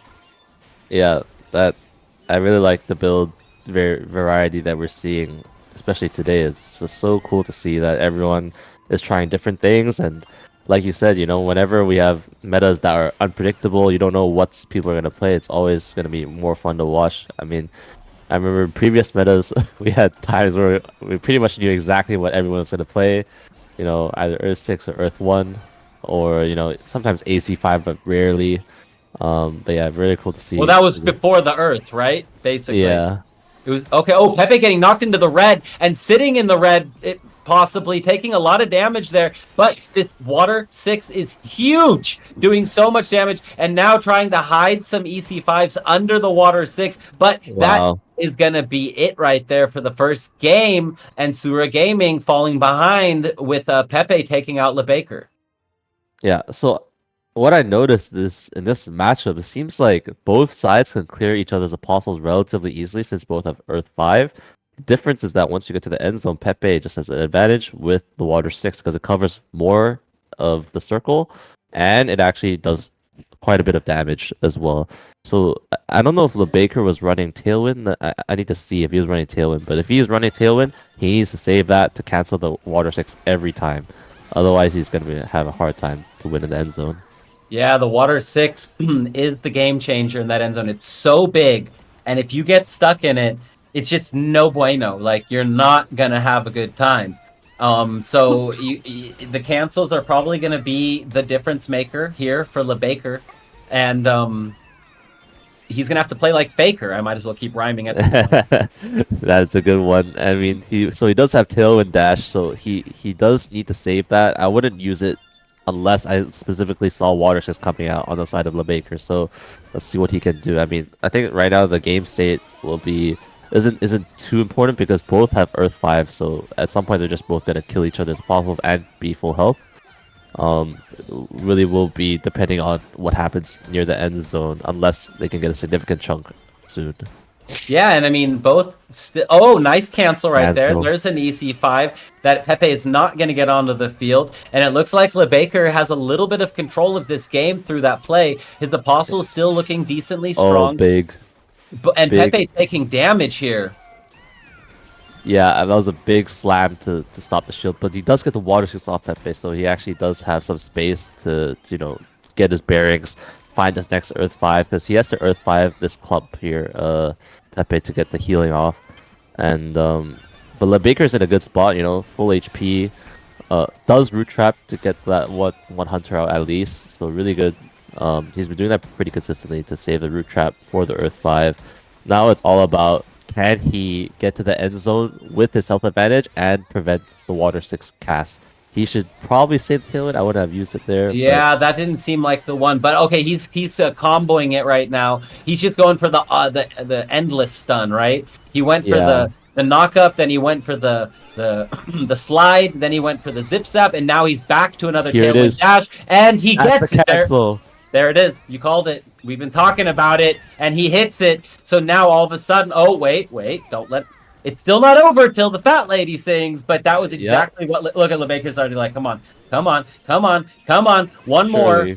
Shirley Temple, Shirley Shmemple. There we go. All right, that was getting a little bit dicey at the end there, but he does close it out, LeBaker, and that was a very good sequence of events there. Actually, if you think about it, the whole advantage of LeBaker started from when he canceled that first Earth 5, and after that he was able to get the welcome to the slam, and from then on he was actually in control. So it really only takes one cancel and one crucial skill, and you're just in an advantage. So let's see if LeBaker can replicate that.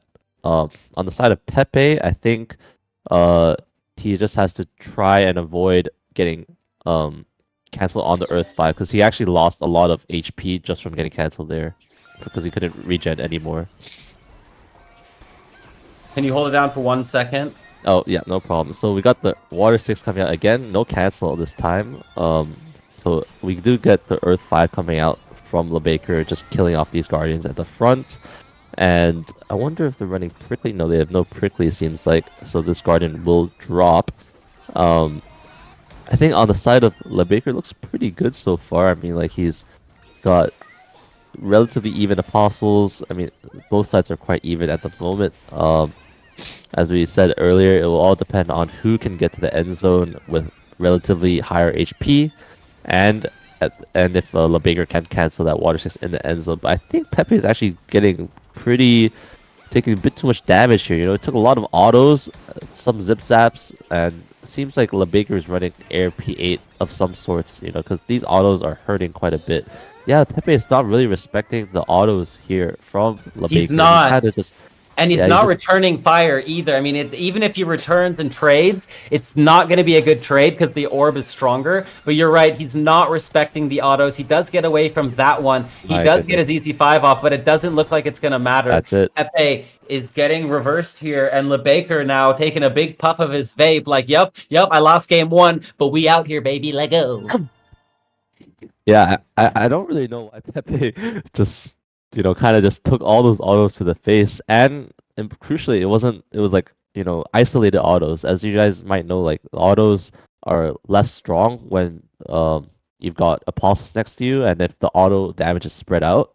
But in this case, Pepe was just taking those autos isolated and to the face. I think he took like 4 or 5 autos just straight to the face without really doing that much in retaliation. So I think Pepe just has to be a bit more careful about where LeBaker's damage is coming from, because LeBaker just won purely off those autos. Yeah, that was just wham, bam, wham, bam, wham, bam, and it was over. So impressive. Well done by both players. And LeBaker takes the first set. So, it's not over yet. There's still plenty of time for Pepe to bring this back. But as we've talked about a lot throughout this broadcast, you learn every game, right? You learn. And right now, LeBaker is definitely adjusted, better. Yeah. Baker's not cooking. He's baking. For sure. For sure. Sorry, I interrupted you. That's why he's baking it to a fine golden crisp, because I mean the way he was playing that last game, he was just looked so dominant. And I think what Pepe has to realize is that I can't take so much damage without retaliating, and I need to get to the end zone where I can let my Water 6 win. If I can get it off without canceling. Like that's what won Pepe the first game. That's the win con of his build. If he's got an Apostle clear, he has Earth 5 for healing. He just needs to make it to the end zone on relatively even HP, and if he can get 1 Water 6 down without getting cancelled, that's just the win. So Pepe needs to figure out how to not take so much damage. Bro, I just had a really cool idea.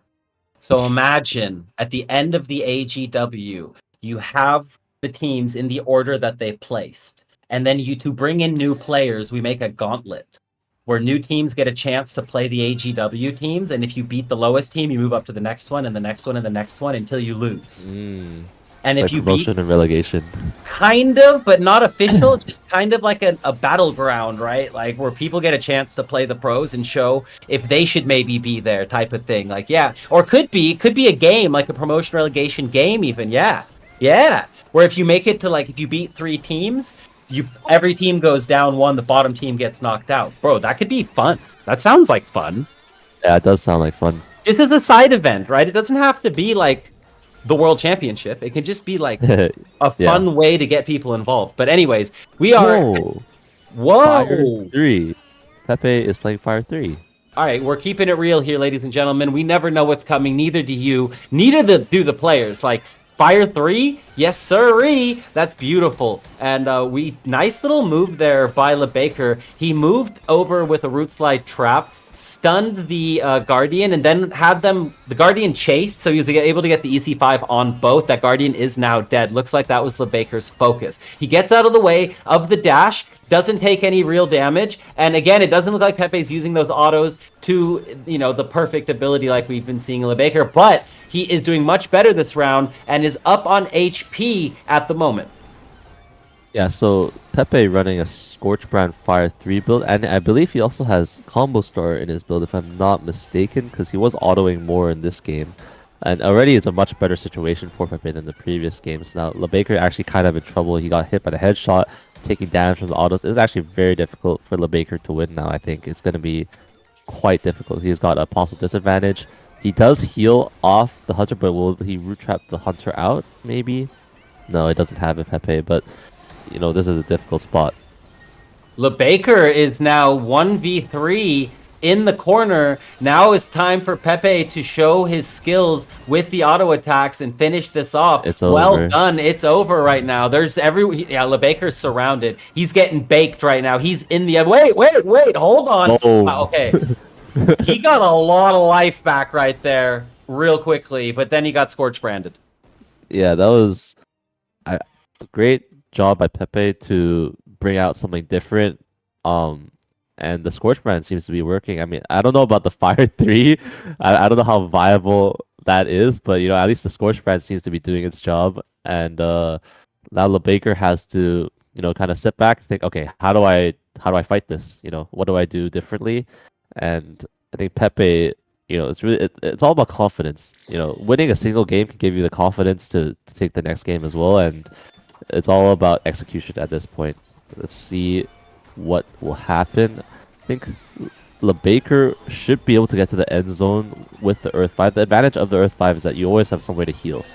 So as long as there's enemy apostles to heal off of, you get to the end zone.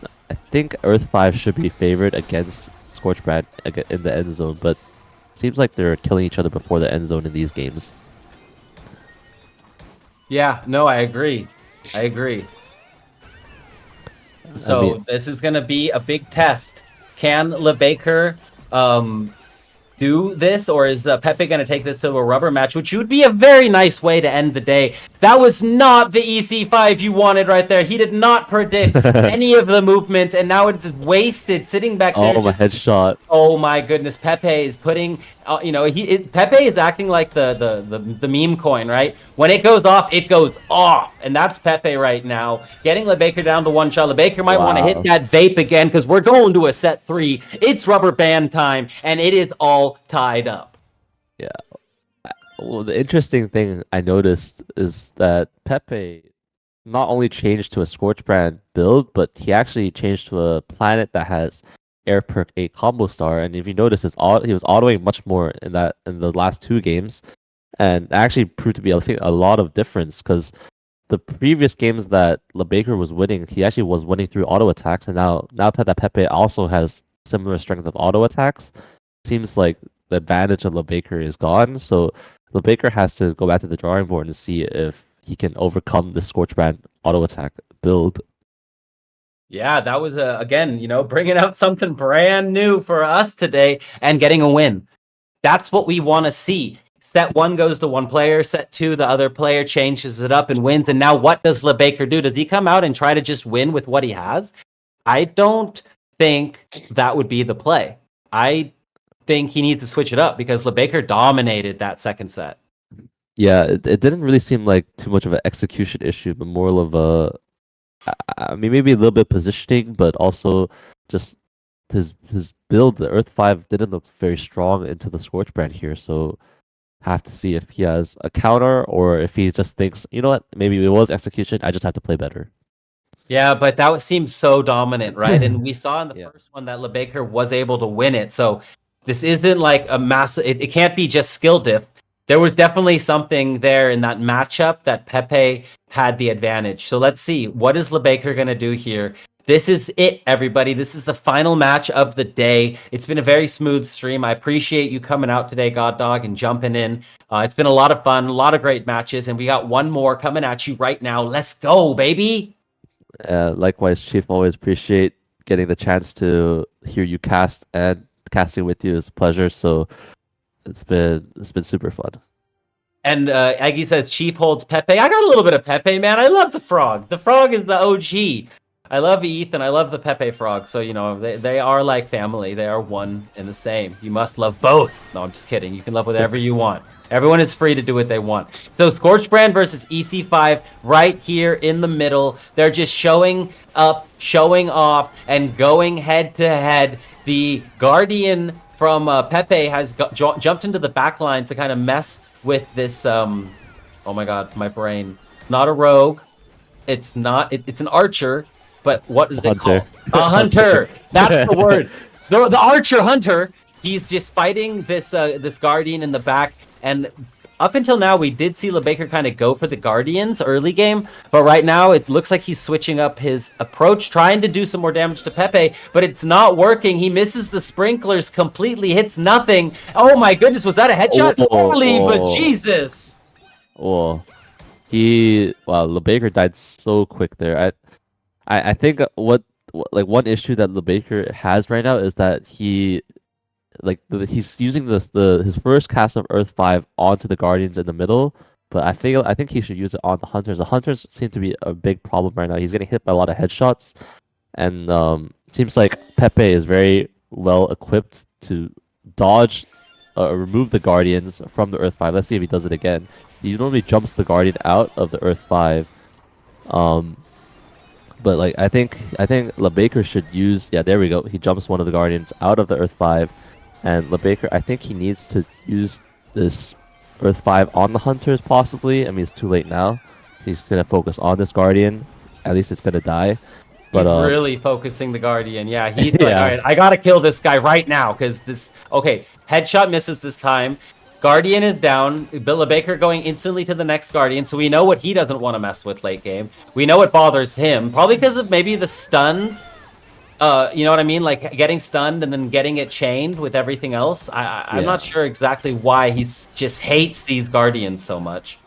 Yeah, but I mean, nice attempt by the headshot tailwind by Pepe. LeBaker, nice dodge at the last second there. Oh my god, he just saves double root trap side because Pepe knows that he's going to use the Earth 5 on these Hunters. Oh! Like I said, these Hunters are a big problem. You know, these headshots are proving to be the difference, and the fact that Pepe was so ready for that, ready for the Earth 5 with the root trap side is really cool to see. I think LeBaker's in big trouble. Yeah, and then that Scorch Brand with the dash coming out, perfect timing. Pepe predicting LeBaker's dash in, none of it working. Let's see if LeBaker can get the lead on the auto attacks, but even there, he doesn't even do the auto attack. He takes another hit to the chin. This is not looking good. LeBaker's in trouble. Pepe is looking so strong at the moment. He's about to go into another head-to-head. LeBaker needs to get out of here. If he doesn't run, he's gonna melt. Yeah, he needs to get this Earth 5 off right now, and it is hitting the Hunter just barely, but the root trap slides out. He needs to find his next Earth 5 and heal it immediately, right now. Right here. This is his only hope, his only chance.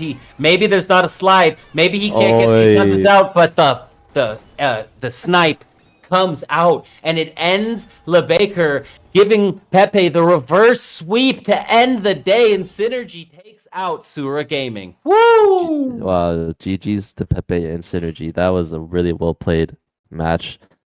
And yeah, I think LeBaker didn't have an answer for those Hunters. You know, the double Hunters were sniping him, you know, just like the Turkish Olympian, you know, he's ready to snipe him, just completely unable to fight the Hunters there, so very difficult. Sorry, I just did a little dance for you. You know what I'm saying? Good games, nice everybody. Thank you guys all for coming out. This has been a great day of matches. I had a lot of fun, God Dog. You did a great job. You're a natural caster. You've got that analytics side down, telling the people what's going on, even though it's all happening so quickly. So, you know, big shout out to everybody. Thank you guys for coming out today. God Dog, if you have any final words for the peeps, let them know. I just want to say thanks to you, Chief. Really fun to cast with you, and appreciate the kind words. Thanks to the production team as well. They're the unsung heroes. You know, always here every time, running the show really well. So shout out to the E4E team. You know who you are, and thanks all the players and the spectators. Really appreciate you guys always coming out week after week to watch the Apeiron Guild Wars. You know, we've had issues here and there. We've had delays. We've had postponements, but you guys still come out no matter what to show the love. So really appreciate you guys always coming out to support us. Well said, sir. Well said. And on that note, everybody, have a great Friday. I hope you have an amazing weekend. And we're going to be back next week with more AGW matches, more action coming at you. Always non-stop delivery, baby. So keep your heads up in these crazy sideways markets. You know, I believe in Web3 gaming because I understand the potential that it has. I understand what it can bring to you guys and the rest of the world. People have been fooled. They play for free. They give up their time. They give up their focus. They give up their energy, and they don't get anything back except for fun, which is good. You're supposed to have fun playing games. That shouldn't change. And that's part of like what Web3 is starting to bring. It's games that are fun. Today was fun. Everyone had a fun time. That is what we need to grow. So great job, everybody. And let's keep the grind going. Let's keep it up. And we will see you next week. Talk soon.